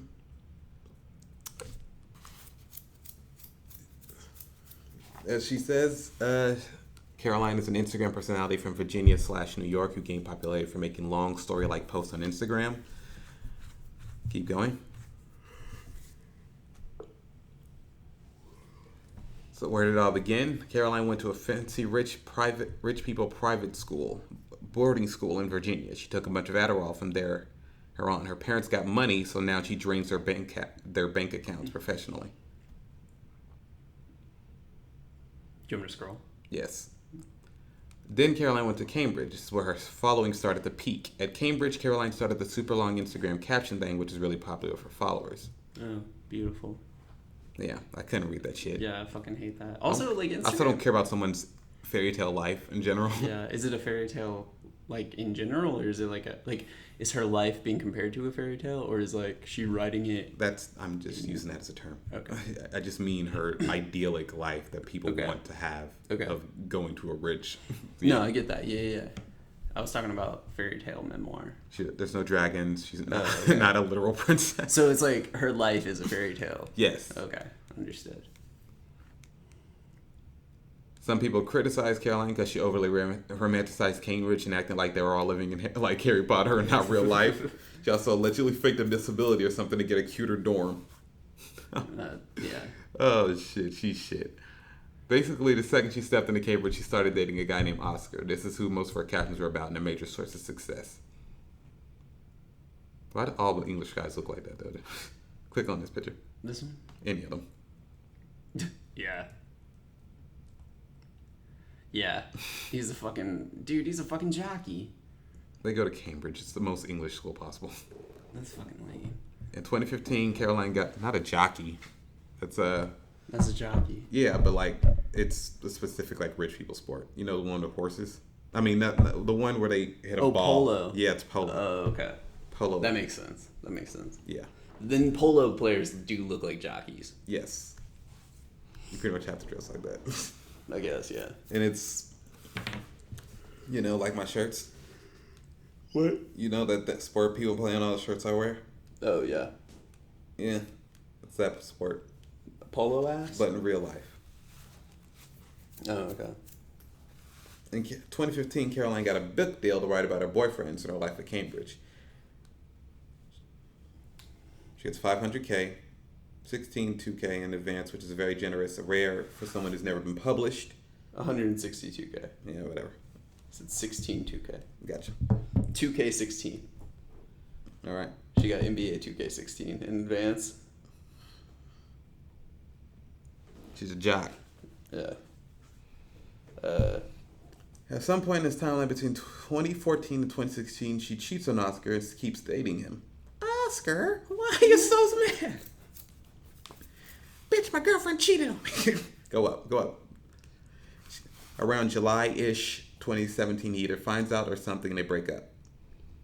And in that one caption, she says, I kissed someone else. At some point during these photos, I kissed the boy who was not my boyfriend and continued dating Oscar without telling him. Smart. Huh. Right. In 2018, Oscar publicly asked Caroline to stop posting about him, and she refused. She also posted the ad of his girlfriend because the new girlfriend was being a bitch, and fans attacked the new girlfriend at some point. She sucked. You say she sucked the seed? What's the shit called when you like sick a dog on somebody? What's the she sicked her fans on him. Is it sicked? Yes, What's it's the sicked. past tense? It's sicked. Sicked? Okay. It's sicked. She sucked her fans off on him. I mean, he would be a cuck at that point. Yeah. So anyways, what about that book? Oh yeah, it isn't happening anymore because Caroline doesn't like the concept anymore. So she broke her contract and she spent all the money. So click both captions on it. Just be clear, my publishers are being so cool about everything. You read the rest. I think at Flatiron Books understands that a 25-year-old doesn't have $125,000 lying around, and that in order to pay them back, I'll have to sell my book again. It's not some me versus them. We're on the same team. I promised a memoir where the only thing that happened to me were my boyfriends and I promised a memoir where the only thing that happened to me were boyfriends and where the climax of my entire life experience to date was boy-related, she told Man Repeller in 2018. It wasn't long before I realized the boy-obsessed version of myself I planned to depict as my memoir's protagonist was not the one I could stand behind. She pretty much scanned them all out of that money. Her publishers withdrew her contract, she said, and asked her to repay her advance, but by then Calloway had already spent her entire book advance, roughly $165,000 according to her own figures. She said she spent it on rent for a London apartment and on meals and gave much of it away to friends. Yeah. So she tried to say she just blew it. She tried to say she didn't finish the book for feminist reasons. Yeah. But reality, she just screwed him out of all that money. Yeah. I mean, that's what happens when you give like somebody that young like a whole bunch of money sometimes. Oh, somebody especially extremely privileged. Yeah, like this lady. Then she charges $20 to read the 34 pages she wrote. Then because she spent all her money, she starts charging $1,000 plus on Insta story mentions. She doesn't even have 1 million followers at any point in this story. Jesus, man. Shit. She'll attend events for like $7 to $10 grand. That's beautiful. My prices have doubled. We can keep going up from here. I mean, that's marketing, man. I mean, that's real shit. You know, if you can make that type of money, you know. Then she had a tour where she bought thousands of mason jars. She was going to give these out, tea and oatmeal, can-made food, just white people shit, and handwritten letters for the low price of a ticket for 4 hours. No refunds or cancellations. $165 a ticket. Yeah, read the money. For 4 hours. I'm bad. Read the money. Just read the. Just only whenever the money comes up. Just read it for you. Okay. All right. Okay, but actually, guys, I'm so fucking fucked. In terms of space in my apartment and filling your care package of heartfelt gifts, I don't know what I'm going to do. Go. Oh, I thought you... Oh, am I reading only when money is mentioned? Yes. You're not going to say, I have? And then yes, I have. Go. 1,200. Mason jars right in my apartment next week. Fuck you. Because one of the things I want to give everyone in their care package is a portable DIY wildflower garden to take home. So inventive and playful and sweet. I know. We'll take it. We'll talk it that later. But oh my God, my entire home is the size of 1,200 mason jars. Where am I going to put all this stuff? Where will I live? Tickets will drop tonight at 6 p.m. Eastern Standard Time at 5 p.m. Texas time. The Texas tour drop, if you will. So if you're going to Texas and you want to spend a Saturday or Sunday, the weekend of February 9th to 10th, hanging out and talking about hard feelings, creativity, and resiliency, and being yourself, and heartbreak and healing, and taking photos with flowers in your hair and eating vegan salad. Oh my God, I'm making new text. Jesus fucking Christ, it's too white. I can't. She had no venues up until the week before. She didn't pay photographers. She didn't want to pay photographers. Wow. Well, also, she didn't pay them.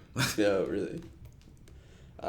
She had a post that said, if you're coming to this event for this salad expecting a corporate level of event planning, I will refund you because honestly, I just want you to be happy. I'm just one human being learning and trying her best. Don't plan a tour while you're learning. Yeah, if you haven't understood that by now, where have you been? That's fucked. So, literally, I hate this. This is the only part of the tour I have hated so far. want to go back to reading your emails and writing affirmations in your journals and choosing flowers for your hair.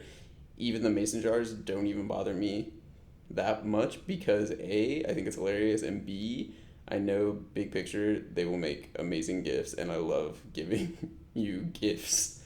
And New York, I am committed to doing this today, but oh my fucking god, DC, would you consider bringing a packed lunch tomorrow if I extended the workshop with half an hour of extra time? It's your call, but I am dying. And then she posts a call out for DC-based photographers and videographers. I'm looking for one photographer and one videographer to document my DC creativity workshop. This would be unpaid. This would be unpaid, and I wouldn't be able to offer you a care package or orchid crowns like we'll be offering paid ticket holders. Stop reading that point. Oh my god. Jesus. But this flower could be crowns. An opportunity for you. You will be paid in flower crowns. No, you won't get a flower crown because you didn't pay for a ticket, is what she said, man. Go back. Really? Yeah. 100. Look. They even get paid in 5 gum? This would be unpaid, and I wouldn't be able to offer you a care package or orchid crowns like I will be offering paid ticket holders because you'll get to hang out with me. God, those supplies are expensive. But you could come to the workshop and hang out with me. Your call time would probably be at 10 a.m., even though the workshop starts at 11 a.m., so we can have breakfast together with the rest of the workshop staff and get set up. I'd rather cut my fingertips off. This is insane. Damn. Yeah. So... No flower crowns, no oat milk, no salads, no handwritten letters. Things weren't going too well for our pal. Go up. I want to read that. Keep me anonymous on this, but I went to her workshop and was highly disappointed. No notes, no flower crowns. It's a DM the person got. Only about 1.5 hours max of actual teaching, if you can even call it that. Icing on the cake, her staff are 20-year-old college girls with no event planning, logistics experience that are just huge fans of her, and that's about it. Jesus. Even younger than her, she's just same type of white girls. She's like manipulating her fans. Yeah. This is lovely. This is some fucking like cult shit. This is some internet influencers are the fucking worst. I want to read what the thread said. Got you. Then she cancels dates to have them be in New York. Then she cancels the whole tour. Then she asks for money back. And then I scream. So we don't have to read everything. So I just want to get the gist.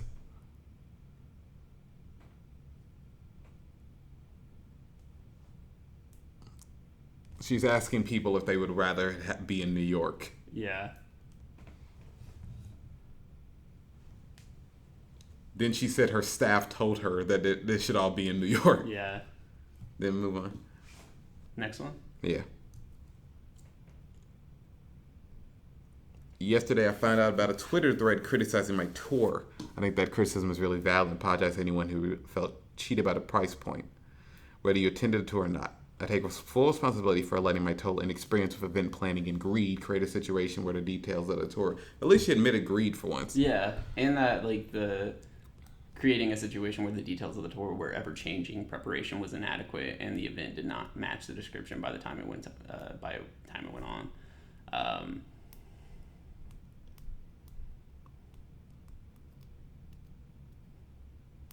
She was gonna refund all the money, including the money of those who attended the first 2 events on the tour after she canceled it.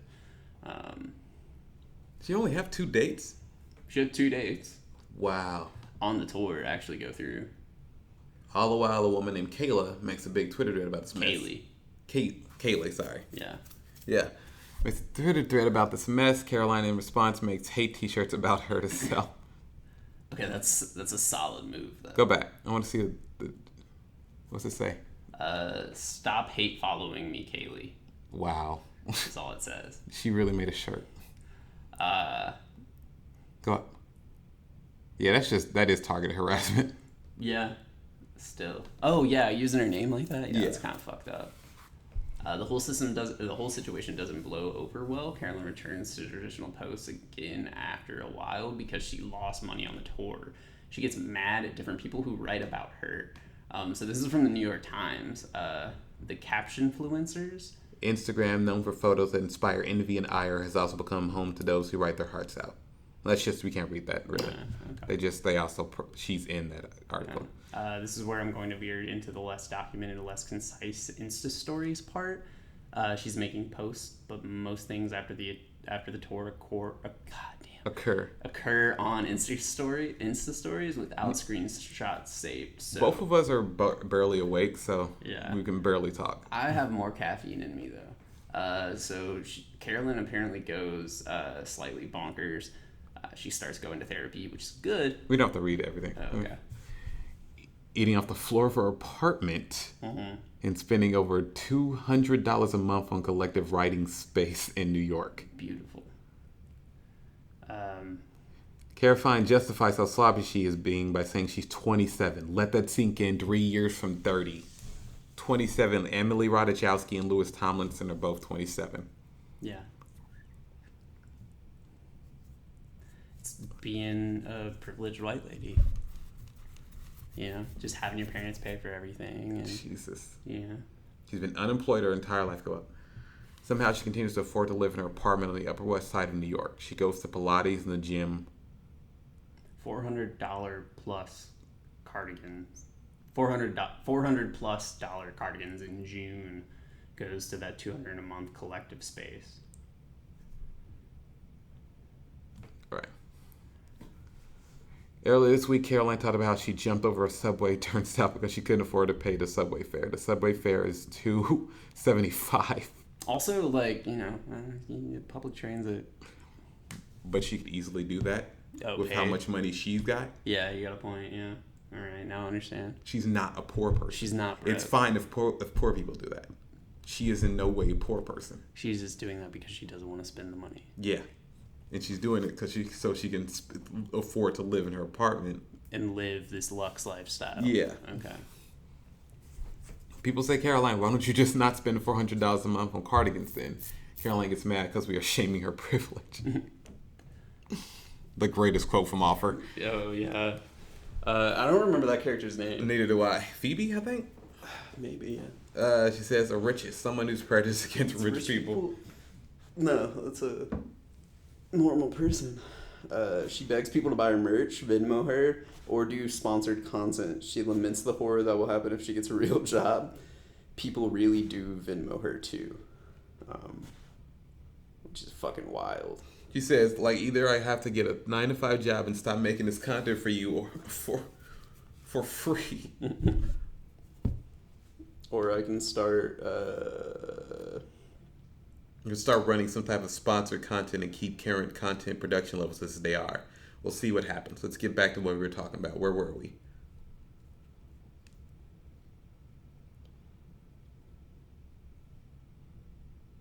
These are the comments. These are people commenting on it. Just get you a bagel. She starts selling these paintings for $40 each. She gives her friend a leaf with a bow on it. You can get away with anything. The art world is simple as shit. God damn if you can do that shit. Let's trace my penis and start selling that as merch. Alright. You do that, I'll print it though. Like, you do the actual tracing.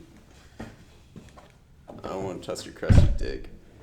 It's not crusty. How do you know? You can't see it. I'll kill you. Do we want to keep going? Yeah. I think that's it. Oh, for that part, that thread. There's like 3 of these. Oh, on her? Yes. On Caroline? No, go back. To the thread. It's the second one. Jesus. Keep going.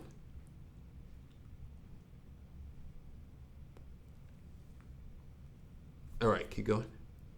Caroline's sales includes paintings she definitely already said she sold, even though she clearly did, and incorrectly made tie-dye shirts that are just her old t-shirts with tie-dye. My God. Wait, read that one. Which one? This one? Yeah.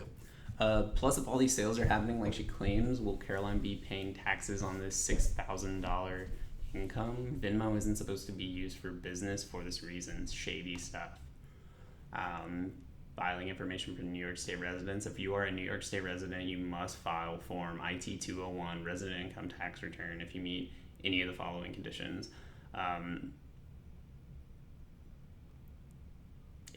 That's just like New York City state tax stuff. Okay. So a girl contacted Kaka's middle name with info on Caroline, who I vetted by stalking her on Google, and she legitimately went to Cambridge at the same time as Caroline. Caroline was apparently a heavy social climber early on, inviting people who seemed important on campus to events for the clout, top rowers, drama club, footlights stars, etc.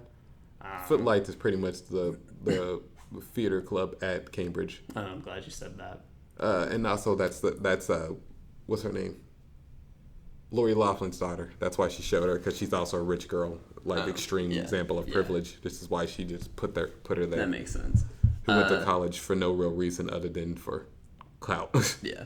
At this event, this girl met Oscar in 2015, and Oscar went on a drunk rant about how him and Caroline broke up like a year in, but she was releasing posts about him way after they happened for her.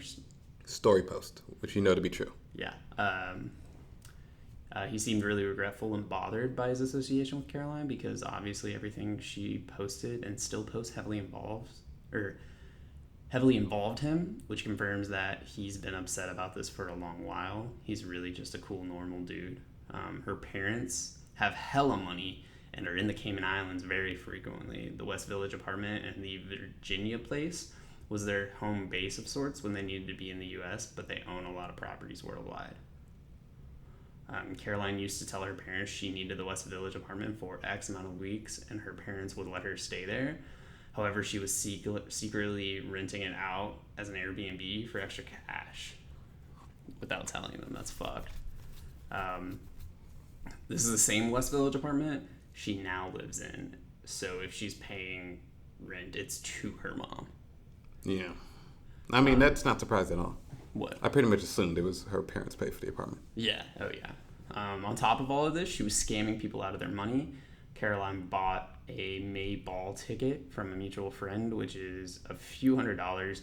He needed the money back, and she just never paid. She's fucking her friends over as well. Yeah.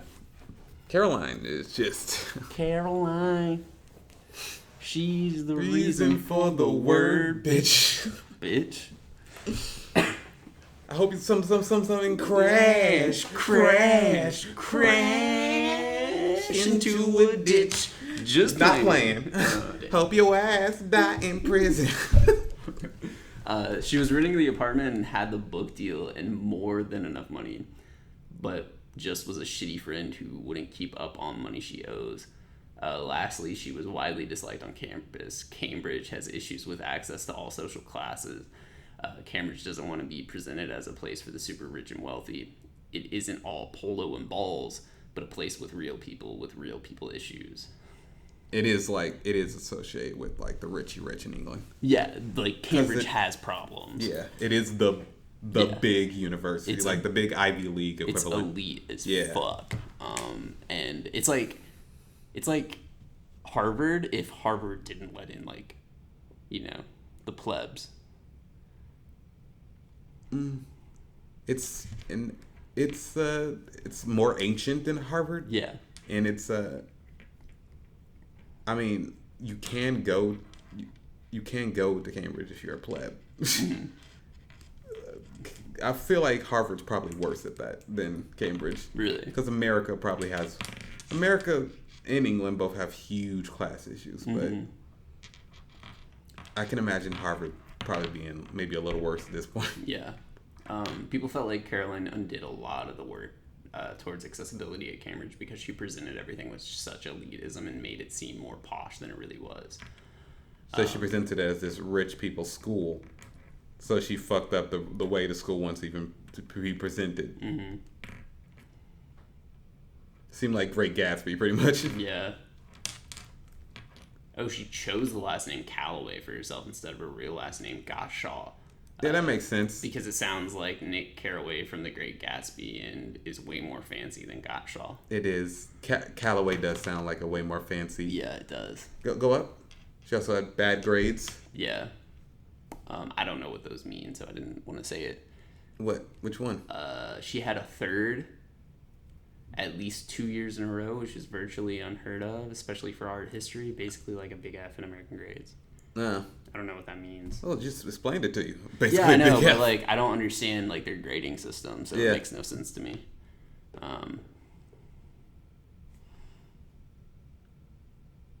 What? All right. You're just pointing. He said this tidbit. Said, fifthly, this is rando, but you could literally hear her coming in Cambridge for a good year. When she walked past, she was always wearing these fucking white Converse held together with string. And string and the sole was barely attached to it. It would slap down so loud. Like, this one did not bother me at all. But I remember seeing those bloody shoes all the time and being like, you are the daughter of multimillionaires and make a fortune, do your own hustle. Why have you not bought fucking new shoes? Yeah, for real. Jesus.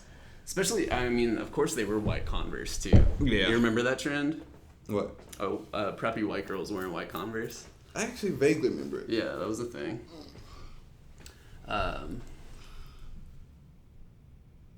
Yeah. Go up. What?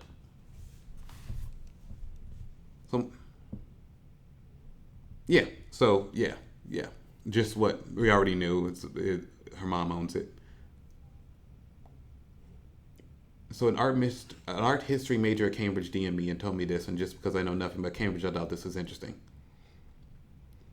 Do you want me to click it? Yeah. So you can read it? The last post she made, those are pictures of people inside the Pit Club. The Pit Club is Cambridge's gentleman's club. Women are not allowed in before 10 p.m. They changed the rules after Caroline left, and they have to be invited in. The Pit Club owns the building where the Pizza Express is in. That's why she's tagged as Pizza Express, and not because she's trying to be edgy or whatever fucking thing she's claiming now.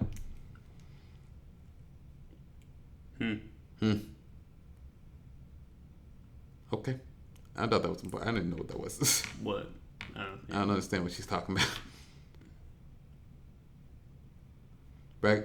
Caroline brags about this being her first May ball, not high as shit on Adderall, but instead gets high as shit on cocaine. She lives in New York. She's young. Of course she does cocaine. She's rich. Of course she does cocaine. Exactly. Also, judging by the nosebleed, the theory is it's probably been a real cokey day all day.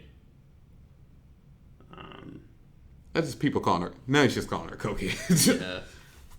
I mean, it's probably not wrong, but I'm staying out of it. Just calling people cokeheads thing. Go up. So she just claimed that's how bad she wants to be associated with the rich, even the bad shit that the English upper class are involved in. Jesus. She claimed to be part of a fox hunting, which is illegal. Really? Yeah, it's illegal in England. Fox hunting was illegal, but they're like an elite group of assholes that still do it. Yeah. And get away with it. That's how bad she wants to be associated with the rich in England. Jesus. Something that's illegal and shitty to do. Nothing more glam and classy than laying around on a dirty sidewalk on drugs. Do you want me to click it? Yeah. I'm alive. I'm in Cambridge. Don't call Liam. It's 6 a.m. here and nothing's open yet. I woke up with the sun rose at 4 and can't even blame it on jet lag because 4 a.m. here is 11 p.m. in New York. I spent the last 2 hours finishing the new Sally Rooney book, which is the second that I've finished since I've been in England. A truly shocking fact, seeing as past month in England. I'm in New York.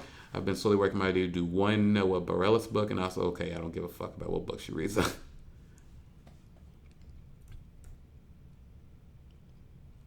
And then she's reading the book on the sidewalk. Yeah, real artsy. Yeah. So Oscar tried to get a restraining order and couldn't. What are the ethics?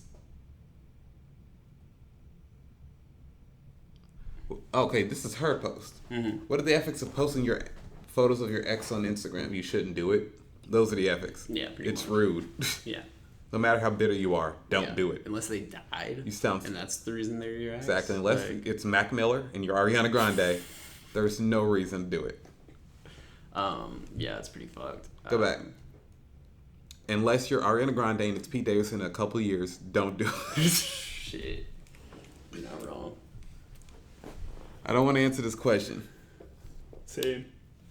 I just want you to know what I think about it. Oscar hated being in my photos, but there were perks. Like me, he wished he were a fancier person. As I shaped the way hundreds of thousands of people saw him, I shaped the way he saw himself. Damn. So, I shaped the way he saw himself is a very, very, very narcissistic very, and shitty statement. Also, he wishes he were fancy. Jesus. Like me, he wishes he were... This is rich people shit, man. This is Lena Dunham shit. People followed this shit, man. People followed her. Yeah. It's literally the market. It's like the Paul brothers to the kids. The lack of awareness is so shitty. It's just vapid rich kid shit. It's aspirational. Yeah. They want to be rich. So they watch her. So they see her living this fancy life. Yeah. And it's sad. Yeah. Dude, I mean, this is literally... The class problems of both England and America laid bare. This is lifestyles of the rich and famous. Yep. For today. Yep. On Instagram. Yeah. But it's and more YouTube, real. with the Paul brothers and other rich folks. Yeah. It's awful. And all they do is make shit content about how rich they are. And they're not even that cool. Like, so she posted this old photo from a ball that she attended with Oscar. Mm-hmm. So insanely shitty. All right, next one. Then when I first found out about his new girlfriend after me, I stalked her Facebook and saw photos from this night, this ball. Maybe we walked past her in the wet grass, never knowing how our lives would someday overlap. Maybe she's in these photographs, distant in a blur. Oh, you think your life's an actual novel? Yeah. That's why she writes like this. Writing it. Yeah. She's glamorizing her own life. Okay, maybe saw the girl that he eventually dated after you. Yeah, after your cheating ass. Yeah, you're among the elites at Cambridge. Like, I assume you. It's probably the same circles as everything. This is like some. Your life's not a soap opera. You're just an asshole. Yeah, and there's like a whole lot of this sort of lifestyle, like living this way. This is like been a consistent thing. Oh, she already cheated before she went to this ball with him. Mm-hmm. At this ball, that kiss had been less than a week ago and still hadn't told Oscar. Now he knows, and it's been a year since we last spoke. Wait, today when I go... You're reading this. Can you read that? Today when I go back through my iPhoto library, in the background of that birthday dinner, behind my friends' grinning heads, I could spot that other boy's face so easily, his jawline crisp and lit by candelabras. His jawline crisp. Yeah. Wait, doesn't that mean his jawline chips? What? Because this is Cambridge. It's the UK. No. Crisps. Oh, okay. Like I got you. Yeah. Because chips are fries. He's talking about this crimson chin. Yeah. So that's the end of that thread. No, it says 100 more replies. Those are all replies to the thread. Like, all right, go back. See what I'm saying? Yeah. So now we're going to the next thread. The last one. Tokyo Drift. That's fun. Just giving them funny movie titles. When we last left our heroine, this puts some clarity to it. Caroline has nothing to do with Tokyo. She's just too fast and too furious to not keep on this theme. That's just funny. That's just fun. When we last left our heroine to participate in the release of her Ghostwriter's article for The Cut, resulting in many sad Pilates moments. Just her at Splat. Why you don't have to click on every photo. Yeah, I thought there was something going on. The anticipation for this article is insane. Caroline has gone up 10,000 in story views. According to her, we have no solid release date yet. This is like last week. Yep. Okay, but when you constantly target them, and that's Natalie, the ghostwriter. Oh, okay. So I feel like we skipped the ghostwriter shit. Did we? Yeah, we definitely skipped the ghostwriter shit at some point. Okay, but when you constantly target and publicly roast people on your 700,000 plus Instagram, don't be shocked when they're like ? Mad ? So Natalie, this is to Caroline. Natalie is the ghostwriter. Please just stop writing about me. It really is bullying. This is Caroline's response. Memories of what we had are not not your sole custody. Those memories belong to me too. I really do understand that it makes you uncomfortable. God, I would lose my fucking mind if you started making art about me. Can you imagine? It would be so frustrating and scary and uncontrollable for me, and I can imagine that's how you're feeling. But I would never say something unkind or untrue about you. I feel like the last thing we should do is read the article Natalie wrote about Caroline. Oh, okay. Do you have it? Let me find it. Yeah. Go to @natbeach_beach. Do I keep hitting A like I'm on my phone? At what? Nat_beach? Yes. And that's the thing. This? Yeah. Oh, this is from the cut. Yeah. This is the article. I was Caroline Calloway. 7 years after I met the infamous Instagram star, I'm ready to tell my side of the story. Okay. You want to read it, or should we take turns? Let's take turns. I'll do the first one. No, you can do the first one. Yeah, you can do the first one. You saw that number. Yeah. Oh no, I was looking at the length, but the next one's pretty long too. So when I was a sophomore in college, I took a creative nonfiction workshop and met a girl who was everything I wasn't. The point of the class was to learn to write your own story, but from the moment we met, I focused instead on helping her tell her own. First in notes after the workshop, then later editing her Instagram captions, and co-writing a book proposal she sold for hundreds of thousands of dollars. It seems obvious now the way the story would end, but when I first met Caroline Calloway, all I saw was the beginning of something extraordinary. Today, Caroline is a 27-year-old Instagram influencer with almost 800,000 followers. Self-described writer, art historian, and teacher. What kind of bullshit? She first became internet famous for diaristic captions chronicling her misadventures as an American undergrad at Cambridge University, and was later known for the mysterious dissolution of her big book deal. After that, Caroline fell out of the public eye for a year and returned this past January on a tour to promote her creativity workshop, which was billed as a tutorial to architect a life that feels really full and genuine and rich and beautiful, but ended up being compared to a one-woman fire fest, which was Ja Rule's... a failed festival. Yeah. That was a scam pretty much from the beginning. She charged participants $165 a head and sold the tickets before booking venues, made promises she couldn't deliver on orchid crowns, cooked salad, and true to form, posted the whole fiasco in real time. It seemed like the entire internet saw a pallet of 1,200 mason jars delivered to her studio apartment and her pleas for ticket buyers in Philadelphia to just take the train to New York. She became a symbol of, as journalist Kaylee Donaldson put it. That was the Kaylee. Oh, yeah, that was the Kaylee, yeah. The empty mason jar of the influencer economy, which prompted Caroline to begin selling t-shirts that read, "Stop hate following me, Kaylee."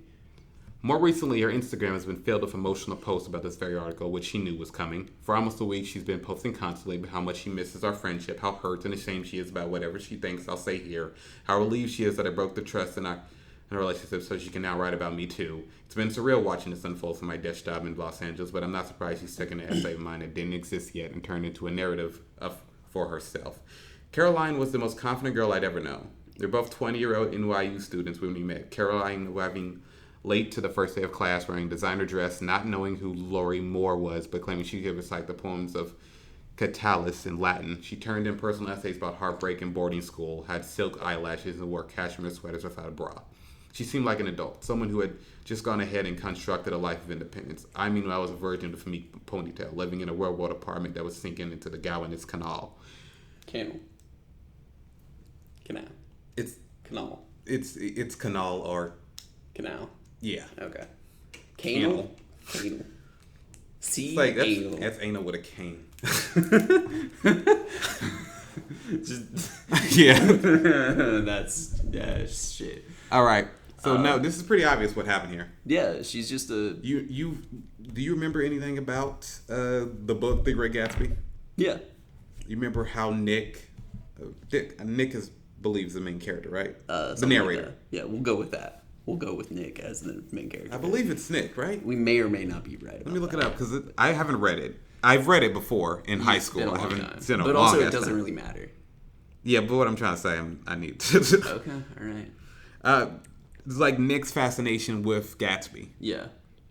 His fascination with this person who's created this like glamorous idea of themselves. This rich person glamorous idea of themselves. Yeah. Which they, ironically, she took inspiration from the Great Gatsby in creating the idea of herself. Yeah. Yeah, that's the character. That's the name of the main character. Nick? Yeah, Nick Carraway. Yeah. Calloway? Yeah. Oh, yeah. And she became obsessed with it. She's the Nick, the Caroline's Gatsby. Yeah. And that's a photo of them hanging out. So, Caroline first took an interest in me after I wrote an essay about growing up in New Haven. Yale was an obsession of hers. She'd been rejected and never got over it. The fact that I was a Yale townie won me an invitation to her West Village apartment, a studio painted Tiffany's turquoise and filled with fresh orchids and hardcovers. This is my Yale box, she told me, sitting on her white love seat, showing me a shoebox of Handsome Dan and Bidnicky library memorabilia. It was that day, as we split a joint, that Caroline informed me I was beautiful, which no one outside my family had ever said. Soon I began going to Caroline's every day after class. So I could have just manipulated people so easily. 20-year-olds are this successful. Dude, it's fucking real. So she went to Caroline's after every class, then just any chance I could. To my other friends, I described her as someone you couldn't count on to remember a birthday, but the one I'd call if I needed a black market kidney. What I meant was that she was someone to write about, and that was what I wanted most of all. You're a sharp writer, a professor told me. He would soon be played by Jesse Eisenberg in a movie, and Caroline and I were both a little obsessed. What? Yeah, it's weird. Wait. What's she talking about? What movie? I have no clue. Not a clue. But what you're limited by right now is where you've walked through yourself. You're limited by your itinerary. Excuse me. Caroline had no such limits. Her life was a cycle of adventures and minor crises. We dashed in and out of as many clubs as we could in a night, attended a wet, hot American summer themed party at a secret society, and went to a Cyrano de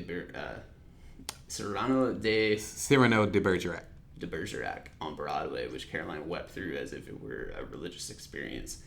We'd go out to eat all the time, and soon I was broke but didn't care. I was now a part of her life, a conspirator and a confidant. At the Minetta Tavern, I told her that her fantasy of going out with our professor was dangerous and predictable. It's like a movie, I said, between bites of lettuce wraps. This is Act 1. Soon he'll invite you over to his bachelor pad, fuck you, and in 5 months you'll read about it in the New Yorker. Go on, she said. What happens next? That's what she wanted. Yeah. She wanted a story life. Yeah. And also, it's at a secret society with alternative comedy movies. Yeah. Cult alternative comedy movies have like secret society sex parties. Yeah, probably. But it was like, it's not surprising. Eyes Wide Shut, themed after. What's another movie that's comparable? I have no clue. Fuck. Yeah. Erasing I just Arizona. thought it was funny just because of how specific it is. Like Wet Hot American Summer. A Raising Arizona themed frat party? No, secret society. Like, think of like weird shit party. I'm not thinking like a regular party. The Klan has a American History X themed rally, which isn't too far from the truth. No, I'm trying to. I know. I just thought it was funny that a secret society was having a Wet Hot American Summer. The Mormons, the Scientologists have a. We don't need to name the specifics. Okay. Like a party that Jeffrey Epstein attended that was themed after Tim and Eric or something. It's like, I don't know. For the next 2 hours, I ad-libbed the movie of her life, and she bought me pesto minestrone soup and pork belly. I don't give a shit what you ate. You're a genius, she said, and I had no reason to question her. Do you want to read that one? She was building a second version of herself in front of me, and how could I compete with that? That December, for her 21st, I know that's in this paragraph, but whatever. That December, for her 21st birthday, I gave Caroline a gift. 3 dinner plates stamped with the Yale crest my mom had found outside a campus building. On took a Sharpie and wrote "fuck it" on their backs. When Caroline unwrapped them, she broke into tears. Real tears. I paused. Was this really that excellent of a gift? Had she never seen something stupid and personal before? Which is why I was surprised when later that winter she nonchalantly informed me that the Yale plates had been stolen out of her apartment. What do you mean they were stolen? I remember asking. They're worthless, and you live in an apartment filled with Apple products and antique furniture. She told me that it wasn't just a place and insisted that her Exeter ring had been stolen too. It just didn't make sense. Who would steal a bunch of used plates scrawled with permanent marker? It was the first time I felt sure she was lying to me, but I didn't call her on it. What was I going to do? Torch everything we had over a gag gift, and if she was lying about the stolen plates, and maybe she was lying about the extent of our friendship, or me being a beautiful genius. And a few weeks later, when I saw her once again wearing her Exeter ring, I didn't say anything. It was easy to listen to her talk as we strolled to the West Village, past the Waverly Inn, where she made me promise we'd go together, and we officially made it. A year after Caroline and I met, the world was introduced to Calloway, the influence. That spring, at the end of my semester abroad in London, Caroline flew out to travel to Sicily with me. When she arrived, she told me she was getting more active on this new platform called Instagram. Apparently, she had posted a color wheel of macaroons that she had landed on the favorite page. Now she had 50,000 followers. Mostly teen girls who wanted a life like hers. Yep, that's what we thought. Caroline and I always been obsessive and confident, but Instagram focused on those qualities like sunlight through a magnifying glass. Yep. You read the next. Her account was called #AdventureGrams. You can have an adventure anywhere if you're curious. She told me as I took pictures of her balancing on a stone wall. She was the one that balanced the first at Stonewall.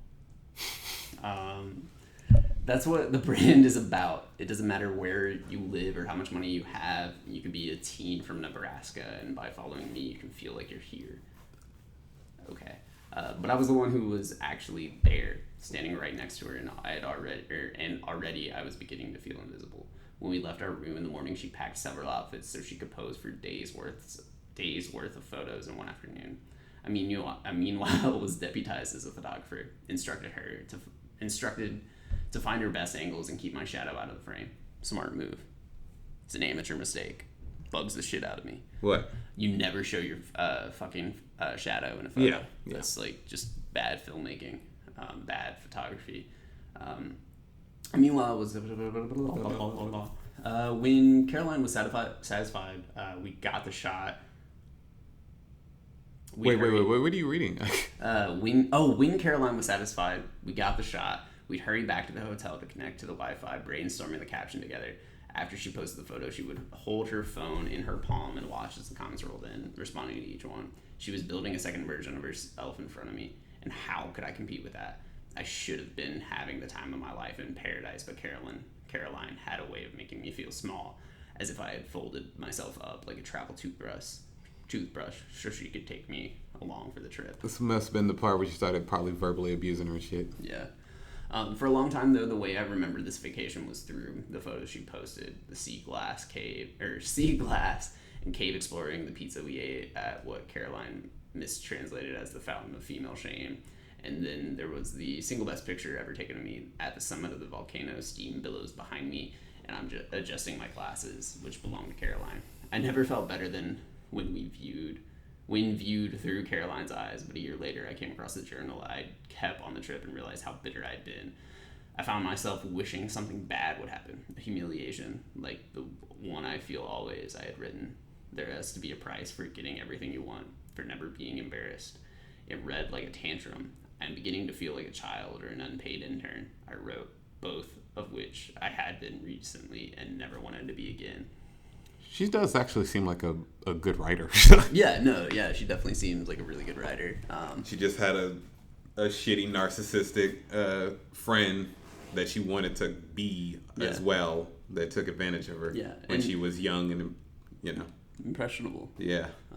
The trip had bigger problems, though. As we tried to make our way out of Italy, we missed 3 non-refundable flights because of bad wind. I was now officially broke and didn't know how I'd afford to get home. Caroline saved the day. She spoke the language. Pretty cried in front of the airport staff and sat cross-legged on the floor of the Milan airport with her parents' credit cards in front of her. I don't know how I'm going to be able to pay you back, I said. These flights cost more than my rent. She waved off my concerns as we parted ways. Me back to my parents' house in New Haven, Caroline, on her next adventure to Venice. Yeah. This shit's wild, man. Jesus. I was the one who offered to... I'll read this one. I was the one who offered to spend the summer editing Caroline's Instagram post to pay her back. I was making $10 an hour working at a recycling center prop shop in Gowanus, and my new roommate, a male model, had bought a pet bunny but had stopped paying rent. I was barely holding my life together. Working off the $800 or so I owed Caroline was the only plan I had. Besides, there was something I liked about being bound closer to her, forced to stay in her life through our arrangement. For the 3 months they helped develop Adventuregrams, Caroline in northern Italy, me in South Brooklyn, we ran our family's phone bills but kept gaining followers. Our captions were mostly chirpy travelogues. Handmade spaghetti tossed with black truffle butter and Atlantic squid ink. It's how Venetian aristocrats do munchies. The jolt of disorientation when you wake up in a place you've never been before. And you see a sword. Watching the likes accumulate, I began to believe that what we were making mattered to my career. For the first time, I was being paid to write, and our readers around the world. It was 2013. The internet felt like the future of writing, at least for girls. I didn't know. I literally never heard of any of these people until this year. Yeah. But my Instagram, when I use Instagram, was mostly meme pages. Yeah. It wasn't even butt models. It was mostly meme pages. Butt models. Huh? Butt models. Yeah, it's a lot of those. Yeah, I know. I understand. But, like, it's just funny that that's a term now. Yeah. Butt models. Then again, Instagram, I didn't start using, like every site, I didn't stop using it until like a couple of years after it existed. You didn't start using it? Yeah. Yeah, I get you. I wasn't a active social media person. You weren't an active socialist. Yeah, both. Until after high school. So. Yeah, I mean, I used Facebook on up until like a year or two after I graduated high school. Yeah. And then never again. It was 2013, and it felt like the future of writing, at least for girls. The boys from our classes were churning out different versions of Fear and Loathing in Bushwick. Mm-hmm. But, yeah, I believe that. Yeah. But I believe Caroline and I were busting open the form of nonfiction. Instagram is memoirs in real time. It's a memoir about the act of remembering. It's collapsing the distance between writer and reader and critic, which is why it's the true feminist storytelling, I'd argue to Caroline, trying to convince her that a white girl learning to believe in herself could be the height of radicalism. Convenient, as I too was a white girl learning to believe in herself. At least she's self-aware. Yeah. Arrangement came to an end as the summer did. I love the serious girls. It's the same shit, though, for real. Literally. I returned to NYU for my final semester, and Caroline flew to Cambridge University to restart her first. She always claimed she couldn't bear to go through life with an NYU alumni email address. That's fucking ridiculous, yeah. That fall, things in the Gowanus apartment deteriorated. My roommate still wasn't paying I think it's rent. Gowanus. Gowanus? Gowanus. Yeah. Okay. Thanks how you actually pronounce it. My roommate still wasn't paying the rent. His rabbit ate black paint left on the floor and dropped dead. We got bed bugs, and our landlord wanted us out.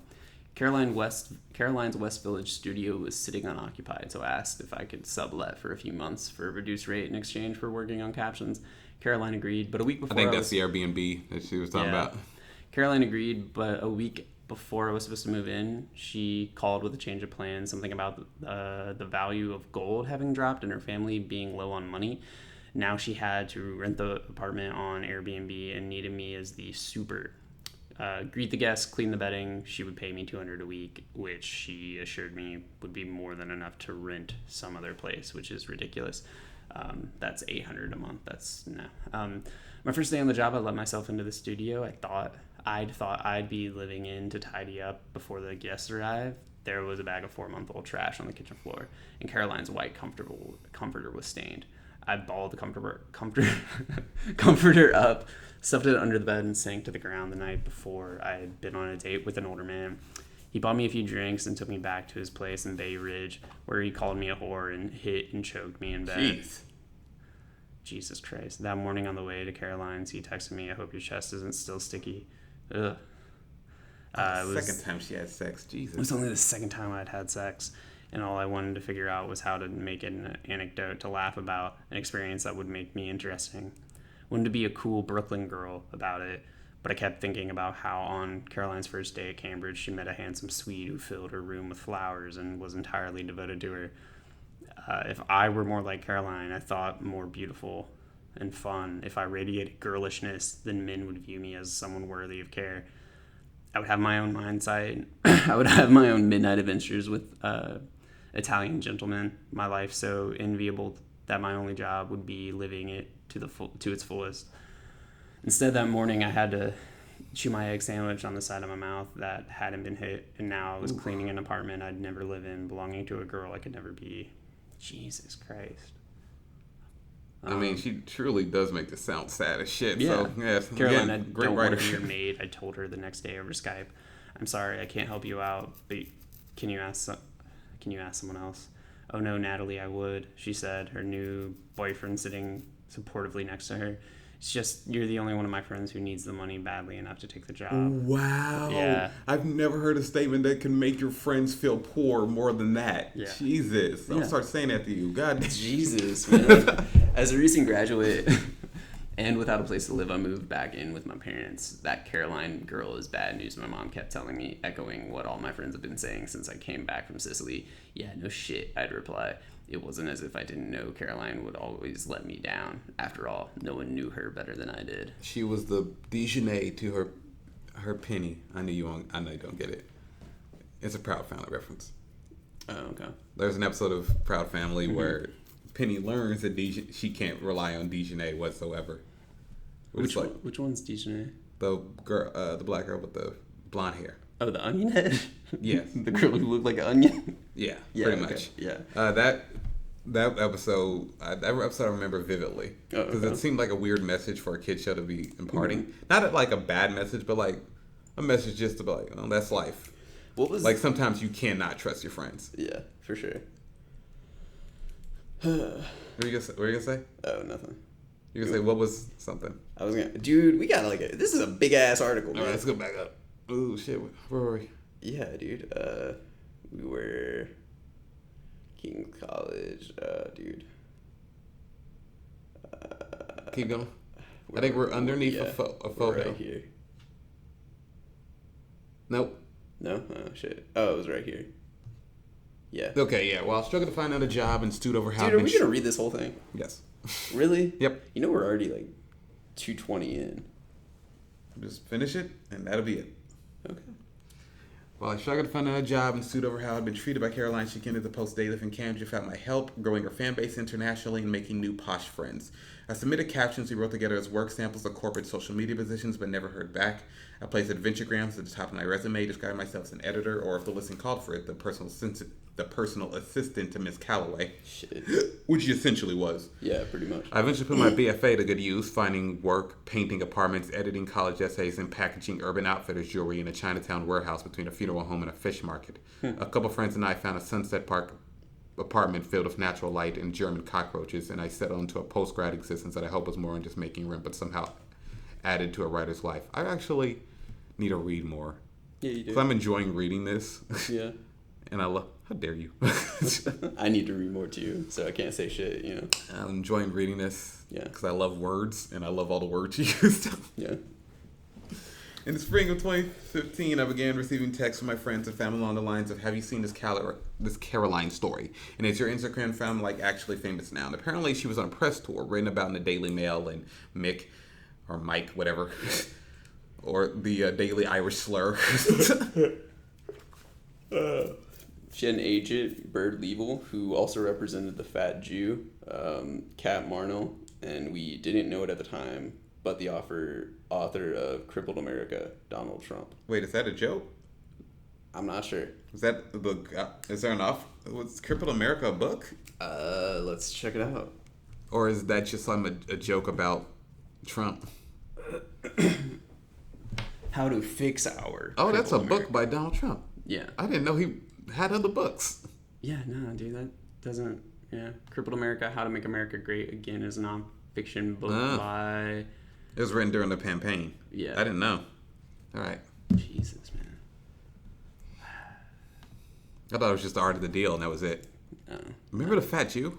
Yeah, I remember the Fat Jew. I remember hearing about, and the first time I heard about the Fat Jew was similar to the Caroline Calloway thing, which is people calling him out on being a piece of shit. Didn't he steal jokes? Yeah, that's all he did. Yeah. And somehow became popular, starred in movies and shit. Yeah, he was like a social media influencer. Yeah. Right.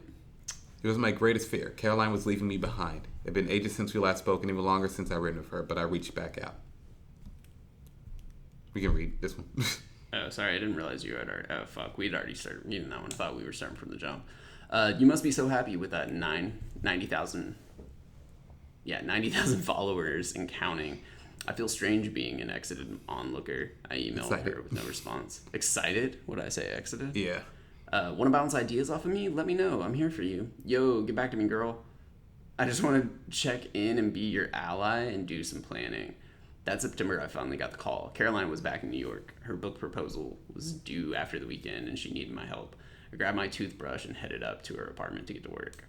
That's some solid, she referenced being like a toothbrush. She is now grabbing a toothbrush. She's a good writer. We fit right back into our roles. Protagonist and the punch-up writer. We rode giddily through the night, our laptops burning into our thighs. We banged out dozens of pages, Caroline's New York-Sweden love triangle, befriending European noblemen at midnight at the Piazza San Marco. We were high off our asses on working together again and being 23 and also Adderall, which Caroline paid cash from a doctor near Washington Square Park whose rating was exclusively homeless men and NYU girls and Lululemon. By sunrise, cracked open pill capsules rolled across the coffee table and we smoked joints to be hungry enough to eat the burritos we ordered. Around hour 35, Caroline turned to me and officially asked me to come on as a paid editor. I was so tired I was hallucinating the tools I'd used at my landscaping job the Friday we began. A chainsaw and a garden spade floated above Caroline's head as she asked me what a fair percentage was, and I barely suggested 35. She agreed. I woke up next to Caroline in her big fluffy bed. Nothing we wrote that night was usable. The life-changing deal Caroline and I had struck was legally nothing more than a stoned handshake, but it was still real to us, and I got right to work. She'd blown her first deadline, but we decided to keep working until it was done. For the next 2 months, I'd wake up at 6 a.m. in Sunset Park and write for 90 minutes, usually working off raw notes Caroline sent me over the chapter we were on. I'd craft it into a legible narrative and then rush to my landscaping job where from 8 a.m. to 4 p.m. I'd install tasteful fences and patios for the gentrifiers of Bed-Stuy. I couldn't help it. And Prospect Heights, where Caroline filled the details. On nights and weekends, we'd meet always at Caroline's. My apartment made her too sad, she told me. Oh my God, who really says that? She really said, oh man. Your apartment makes me too sad. You're so poor. Yeah, you're so literally. poor and I pity you. Caroline loved to read our pages aloud, and I loved to listen. What all the think pieces this year missed was the power of her voice, syrupy and sincere, persuasive to the point that when she read our drafts, I couldn't trust my ability to know what was great and what just sounded that way coming out of her mouth. She was just straight up in love with her. Pretty much. But when we finally finished the 103-page proposal, I was sure it was good. The Caroline character we created together was a fantastic YA protagonist. She loved and was loved, looked good, crying, stomped about in idealized New York in her I deserve to be here boots. Sex in the City style. Yeah. The talent you show in this proposal, both in the writing and the photos, was the entire story. From the entire story is this rare, remarkable thing Bird emailed. It was a proposal for a memoir of a life that wasn't mine, adapted from Instagram captions, but I was proud. The proposal... I'll read this. Okay. The proposal was originally called Schoolgirl, my suggestion, but Caroline deemed that too pornographic, so that kind of is a weird title. Yeah. And we were like, I think that's actually a better title. For once, Caroline had a better idea. Yeah. As in the way girls begin to tell stories. The first week of November, Caroline and Bird took the proposal out to publishing houses while I waited for updates. The good news rolled in. The executives loved the writing, loved Caroline. My involvement was uncredited, as the entire selling point of Caroline was that she was an engine. Nope, I'm gonna get this word right. Engine. Nope. I know the word. I've heard it pronounced as well. Ingenue. That's it. And ingenues don't have sleep-deprived collaborators living in deep Brooklyn. I knew my job was to be present but invisible, and it still hurt to hear secondhand about the high-powered meetings, the gushing over pages I half wrote. But how could I complain? In the end, Flatiron agreed to pay $375,000 for the book. A substantial percentage of which, according to a collaboration agreement, Caroline had offered me would be mine. Caroline and I kept our promises and celebrated at the Waverly Inn. We ordered the New York strip and truffle mac and cheese. We got drunk off Manhattans and a bottle of champagne. A table of Wall Street guys sent over tequila shots, and at the end of the meal, I excused myself and went over. Hey, so which one of you sent over the drink? I asked. They all wore Oxford shirts with those Gordon Gekko white collars and cuffs. None of them said anything. Well, here's my number for whoever it was. I passed over a piece of notebook paper with my cell, and when I turned around, they broke into laughter. I went back to our table, but Caroline was gone. I waited, but she didn't return. I checked the bathroom and wandered the restaurant holding our glasses of champagne. Finally, she answered her cell phone. She had gone to meet up with Bird, she said, and I should come. I passed the table of Wall Street guys to get her genuine leopard skin coat. She forgot genuine leopard skin? Jesus Christ. And then I walked. She's rich. I walked unsteadily into the night trying to keep up. That was just kind of a small humiliation, not even related to Caroline. Yeah. Well, I think it was related to Caroline. They sent over those drinks in hopes to get that, like, Caroline's number. Oh, yeah. Yeah. God damn, that's still... Yeah. In January 2016, an artist friend, I connected Caroline with to help with the book layout, forwarded me an email from Caroline that read, since getting back to Cambridge, I've been having a really tough time, and I'm not sure if I'm going to be able to finish the book at all. I didn't know why Caroline didn't tell me this, but I called her immediately. Don't panic, I said. I'll see you soon. When I walked into Caroline's room in Cambridge, I saw a trash can full of daffodils beside a trash can full of Prosecco corks. She had ripped up the wall-to-wall carpet and shoved the squares into her closet because she had always wanted exposed wood floors. They're not worth it. Exposed wood floors. They're not worth it. Yeah, but you couldn't even step out of bed without getting splinters. For real. Yeah. I spent my first couple of days adjusting from jet lag and pulling shards of wood from my feet with nail clippers. But Caroline was so happy to see me, I was almost taken aback. She had been so down, like everything was falling apart, she told me, but now that I was there, she felt rejuvenated and she wanted to show me everything. Caroline lived in King's College, whose alumni include 8 Nobel laureates and the inventor of the flush toilet. Students lived and went to class in stone Gothic buildings, which loomed over a great lawn that was brighter than a dog grass could be. My goal was to finish a draft in the 2 to 3 months I planned to visit, but the longer I was there, the more I saw the gap widening between the story we told and the situation on the ground. She rarely went to class, didn't hang out with friends, and hadn't started the dissertation she needed to graduate. She asked me to read the angry professor email she couldn't bear to and just give her the gist. One night, I went to sleep on my air mattress while Caroline stayed in her desk buying home goods, and when I woke up the next morning, she was hunched over eBay in a fur coat, having purchased $6,000 worth of furniture. God damn. Yeah. I went to the communal bathroom and sat on the stone floor with my knees to my chest. I told myself that everyone needed furniture and it wasn't my problem. But Caroline's problems weren't just my problems. They were my whole world. And so I was supporting character in the book. I cast myself as the hero in her life. I reached out to Cambridge about therapy, spoke with her mom about the prescription pill use. When she wore the same lace gown for 2.5 days, even sleeping in it, I forced her into the shower. When she arranged a loose pile of sleeping pills on her nightstand before bed, I swept them into my palm when she wasn't looking. I pulled open her desk drawer to find a pen and empty out while capsules scattered around like cockroaches exposed to light. The manuscript was due in 6 months, and my notes were just a list of funny British foods, Scotch eggs, juicy bits. I began to worry. Am I going or are you going? You want me to go? Yeah, you go. It was around this time that Caroline revealed to me that for all these years she'd been lying about her origin story. She had, in fact, gotten famous from a picture of macaroons on Instagram's favorite page. The real story, she told me, is she took a series of meetings with literary professionals who informed her that no one would buy a memoir from a girl with no claim to fame and no fan base.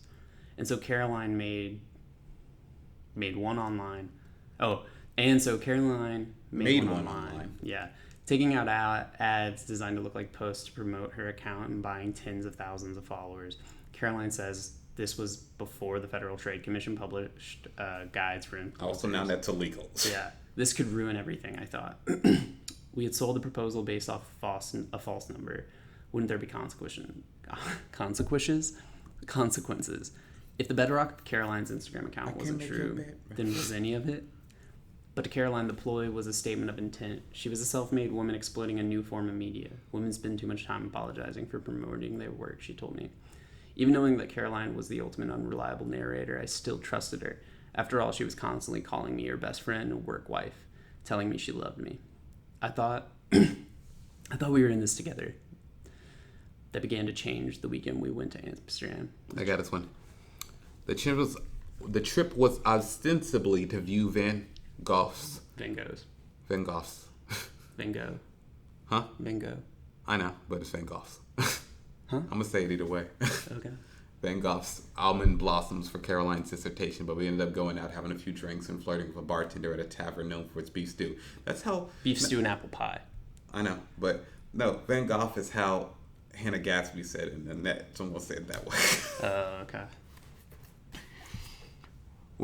She's an art major. When we went to refill our glasses, Caroline told me that in order to attract men, I have to allow myself to be chased, like she did with her boyfriend. Well, men treat you very differently than they treat me, I told her. Look at you. Look at me. I was in scuffed Timberlands and leggings under my jeans, while Caroline wore a lacy baby doll dress with knee-high suede boots. Being a foil to a hot girl was taking its toll, and writing someone else's love story was even harder. Ghost writing for Caroline was like writing in a new tense. First person beautiful, the rules of time and inevitability were just different for her. I mean, she met a long-term boyfriend at a fucking equinox. Her very first day at Cambridge, her next-door neighbor took her on a tour of campus, pointing out a weeping willow and told her, "That's where I kiss this American girl I know. Just not yet." Oh. At least that's how we wrote it. Meanwhile, I was being treated with cruelty and indifference by the man I had dated. I didn't know how to make it better, so I made it a joke. I told him my own expense to my friends over drinks and even in Caroline's book. She never asked me to, but I used my own assault as a punchline to make her West Village boyfriend seem all the more perfect. You're dating Ted Bundy, Natalie said. The apple picking comes right before the strangling. And I should know, as I myself was just sexually strangled in Bay Ridge. Oh, Bay Ridge. That's just dark as shit. Yeah, God. that's pretty fucking dark. That's not even, that's hard. That's a rough punchline. That's a real That's not even a subtle punchline about being choked, but let's just straight. Yeah. But the bar in Amsterdam was warm, and the wine quickly became complimentary. Caroline had a way of drawing the world into her. The bartender kept sliding drinks our way, and I thought, well, why not try being coy and optimistic for once? Why not try being like Caroline? As the bartender counted the till, I told Caroline I was staying behind to have an adventure. "He's so cute," she whispered, and told me she would take the Airbnb key and get to work on a paper for class. We hugged goodbye, and she pulled on her fur, positioned herself on the back of a stranger's bike, and was whisked away. Where'd your friend in the dress go?" The bartender finally said. I told her she had a boyfriend in the Swedish military, but I didn't. He told me his apartment was way too far away, but we could go to the bathroom. Want to read together? The bathroom, I knew, was a single stall in an unfinished basement. There was wet toilet paper on the ground and mold on the walls. I sighed and asked him to take me home. We gonna do this both? We gonna both do this paragraph? No. Okay. 2 minutes later, I was deposited outside the apartment Caroline had rented, so I'd been sexually ejected by a bartender. Not the first time. Wouldn't be the last. I buzzed the door, but Caroline didn't answer. I called her cell, which rang, and left Facebook messages that showed up as "hope as delivered" but in red. It was just 2 a.m, but one of the worst nights of my life was the beginning. Whether I huddled on the stoop, walked with my head down, or camped out in the train station, men always found me. I was harassed by a group of drunk Irish teenagers, Dutch crust punks, and a DJ had told me he wrote poetry about murdering Natalie Portman. Jesus. Beautiful. Why would you even want to murder Natalie Portman? I don't know, man. Shit. An old man grabbed my hand and kissed it, and a chef of braces found me hiding in a stairwell and tried to take me home with him via ferry. As the sun rose, a Starbucks barista told me I looked terrible and let me wash my face in an industrial sink. And as the city opened, I tried to get some sleep in the bathroom stall at the... Neither of us can pronounce that. Photography museum? I can't do that. Nope. But the automatic toilet kept flushing. Throughout the ordeal, some Dutch, Swedish museum. Throughout the ordeal, I kept attempting to contact Caroline. I've been convinced something terrible had happened when we parted ways. Soon I'd have to identify her body, I thought, rehearsing what I'd say to her boyfriend. But then at noon, she finally answered the door. Yawning, she asked me how our adventure went. I rushed past her, shedding my filthy clothes in the hallway. "You have no idea what I went through last night," I remember shrieking. "Why didn't you answer your phone?" She told me she assumed I was home with the bartender. "This is what I tried to tell you," I said, and for the first time I broke down. I stood in front of her in just my leggings and a bra, sobbing stupidly. Men treat me differently than they treat you. Everyone does. I collapsed into the rented bed. Caroline hovered over me, weeping too, and she really messed up. And the really messed up thing is the whole night I thought something terrible had happened to you, I said, but you forgot I existed. "I'll never leave you alone with a man again," she said. "That's not the point, Caroline. I need you to know you're on my team. I need to know you're on my team." As I fell asleep, she stroked my hair, and I could hear her saying over and over, "You're so precious to me, you're so precious to me." I believe she meant it, but that didn't matter anymore. After Amsterdam, I stayed for a couple weeks and kept working, but simmered with hurt and rage until I returned to Brooklyn. It was spring. Caroline graduated. I got a day job harvesting lettuce on top of the Gowanus Whole Foods. Gowanus Whole Foods. And I stopped returning her messages. I'd always known she couldn't arrive at the airport at the suggested time, be bothered with classwork, take care of the King Charles Spaniel she impulse bought. But I had held on to the fantasy that she didn't care about that small stuff because she was busy with the grand plans that would change my life. I had built my whole career around my commitment to her persona, crafting it, caring for it, and trying my hardest to copy it, spinning out into the streets of a strange European. I know, dude. I'm struggling here. I was looking at you because it was stupid that I said it, not for help. Strange European city. Uperian. That's my fictional planet name in a science fiction book. Uperian. Yeah. So now it's still spelled the same as European, but you pronounce Uperian. Strange European city, as if the world existed to take care of me. But in Cambridge, I didn't see someone I wanted to be, but a girl living with one fork, no friends, and multiple copies of Prozac Nation. Now I saw Caroline for what she was, a person in need of help that I didn't know how to give. And yet, after I moved to LA in the fall of 2016, we still had a deadline, and I kept trying to write the book together, this time via Skype. We'd stare into each other's pixelated faces as I attempted to coax the sentences out of her. Caroline looked like she was in pain as she wrote, gritting her teeth and turning away from the screen like she was reaching through a blizzard to type. The last time we saw each other in person that winter in New York, I was introducing her to the man I'd marry one day. As an early birthday gift, she gave me an already used Glossier makeup and check that bounced. She offhandedly promised me all of the film TV rights to sell the way. Film TV rights to the book that she still couldn't write. Back in LA, I bought us time with the publishers by writing a quarter of the manuscript by myself, but Caroline hated it so much she threatened suicide if I wrote anymore. Caroline clarified to a New York fact checker that she wasn't suicidal because she disliked my writing, but because of her addiction and because she sold a memoir she couldn't write.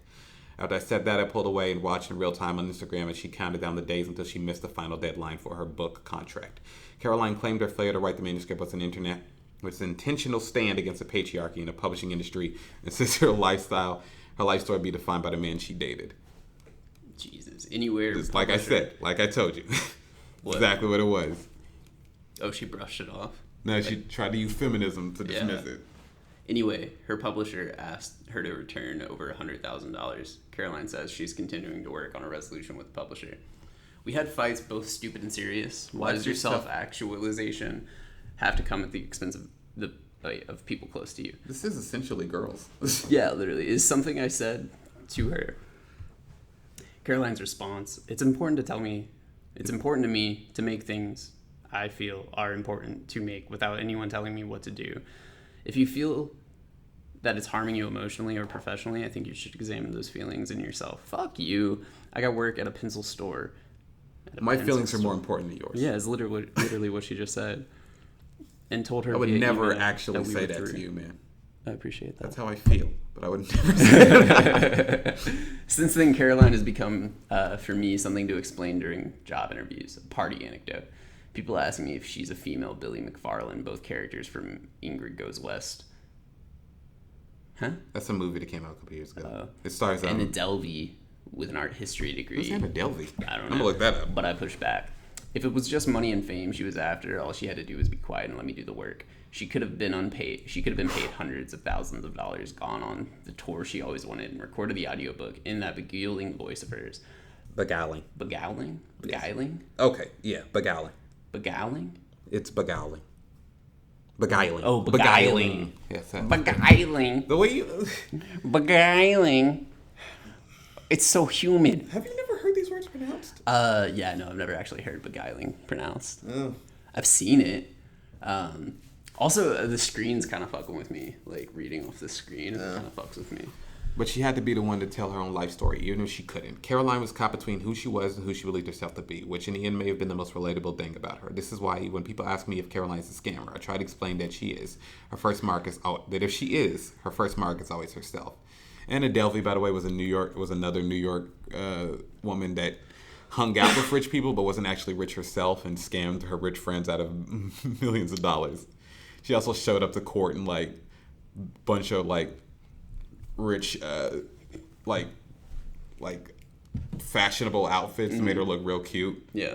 Which like, well, you know, convinced the world she was cute. Yeah. Shit. She's almost admirable. Yeah, no, that sounds pretty sweet. In comparison to Caroline. Yeah. Scamming rich people is one thing. Yeah. But, like, being a rich person, scamming other rich people, and scamming, and well, she didn't really, yeah, she did kind of scam. She scammed the book company. Yeah.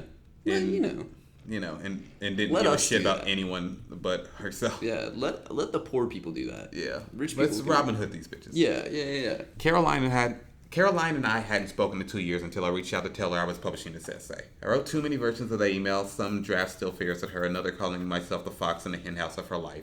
I still couldn't help apologizing to her, even as I tried to explain that after 5 years of losing myself in our friendship, I needed to be something more than a supporting character in her life. In her response, she told me she loved me. This essay will make her life so much harder. I'm the best writer she knows. She's off Adderall now. Trolls will tell her to kill herself. She still wants to be friends. And there I was, once again, knocked flat by the force of her praise, her self-mythologizing, and raw sentimentality. Part of me longed to keep talking to her, once again warmed by the glow of her attention. Most of all, though, I wanted to ask her what she was still doing on Instagram. When her eyes locked across that workshop table 7 years ago, the world felt bigger than a square of light in our phones, and for a while, internet writing was only means to an end. A way to launch a book that would be as real as we believed our friendship to be. But I suspected if I sent Caroline that email, she would just screenshot it and post it to her feed like she did my first message, turning a moment between us into just another chapter in a story she can't stop telling. And that's it. Damn. So, this lady's, like, just... This is, like, really interesting, actually, because this is, like, something as a college... When I was in college, like, fucking white girls. Just, like, literally, like, teenage... What's the term from, like, 18 to 25? Is there a term for that? Early 20s? Yeah. It's pretty much early 20s. Like, early How 20s. What? 24. 24? Yeah. That's it. I just thought there might be a term for it. Because they're not teenage, but they're teenage still. Young adults. Yeah. Well, no. It's your early 20s, and you're dumb. Yeah. I'm dumb. You're dumb. We're inexperienced in life because Yeah. we haven't been allowed to be in the real world. You haven't done shit. For very long. You don't know shit. Yeah, we're only like 7 years into the real world. Yeah. Well, not, but neither of us are 7 years, but Yeah. but like, yeah, so this is something like I definitely see, and like I've known girls that do this sort of shit, that capture their life this sort of way as a means to like be influencers, because that's a way to make money. Yep. And a lot of like, this is a rich girl who is doing this rich girl shit, glamorizing her rich girl lifestyle, and is just like... Oh, she got 12 years. Who? Anna Delvey, which is the name of her fake persona. Her real name is Anna Sorokin. Oh, huh. Interesting. But like, this is like kind of cool because it's this was all faked, and like it's something you could easily do.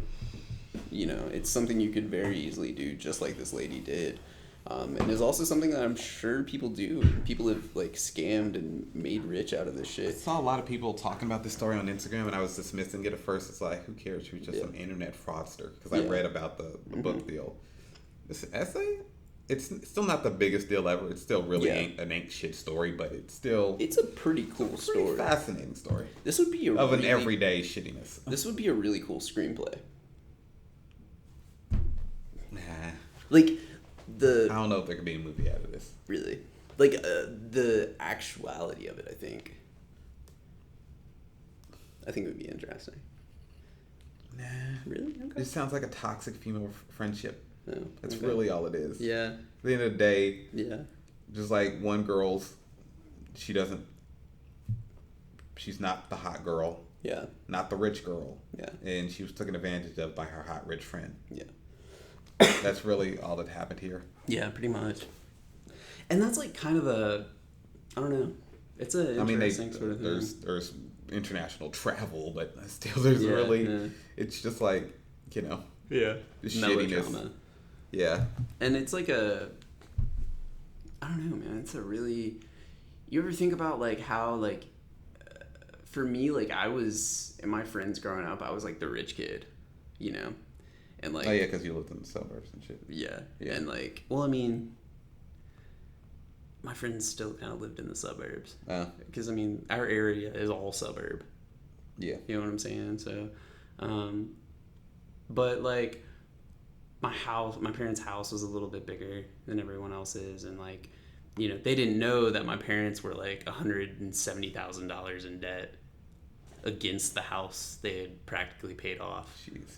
Beforehand, and all sorts of crazy shit like that, and like, but it was also like I wasn't raised that way. I wasn't raised to be a rich kid, and my parents didn't make enough money for me to fit in with the rich kids in high school. Yeah. So like, I was in that in between where it was like I hung out with the kids that the rich kids made fun of because they were way cooler to me than the rich kids, because the rich kids were played out, you know. Yeah, the closest I had to like was the theater kids. Yeah. As like a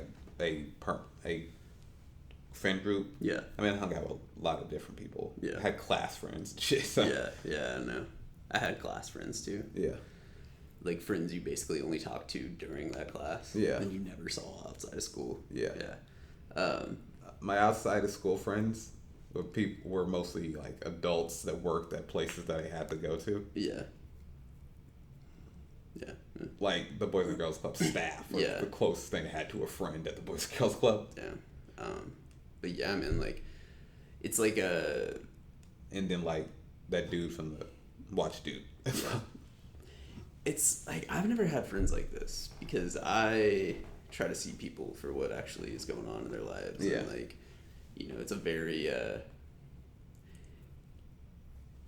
it's something I yeah, you can never let a narcissist take advantage of you. Yeah. What? It's a joke. Referencing what? Huh? Referencing what? No, I was calling myself a narcissist. Oh. That was the joke. You're the one taking advantage of me? Okay. Yeah. You're my hot rich friend? Yeah. All right. So hot. So rich. Yeah. I mean, men should be different. All right, so this has been 2004, the longest cast Odyssey. Yeah. We will not call it that. Okay. We will call it. What did we? Not JokerCast Odyssey. Yeah, we'll figure this out off mic. Yeah, we'll figure it out. All right. This has been 2004 Podcast Odyssey. I'm Javon Gordon. I'm Bobby DeVore. We'll be hopefully more awake next time. Yes, most definitely. We'll actually know how to read. Yeah, for real. That was rough. Yeah. That was rough for me. All right. Boy.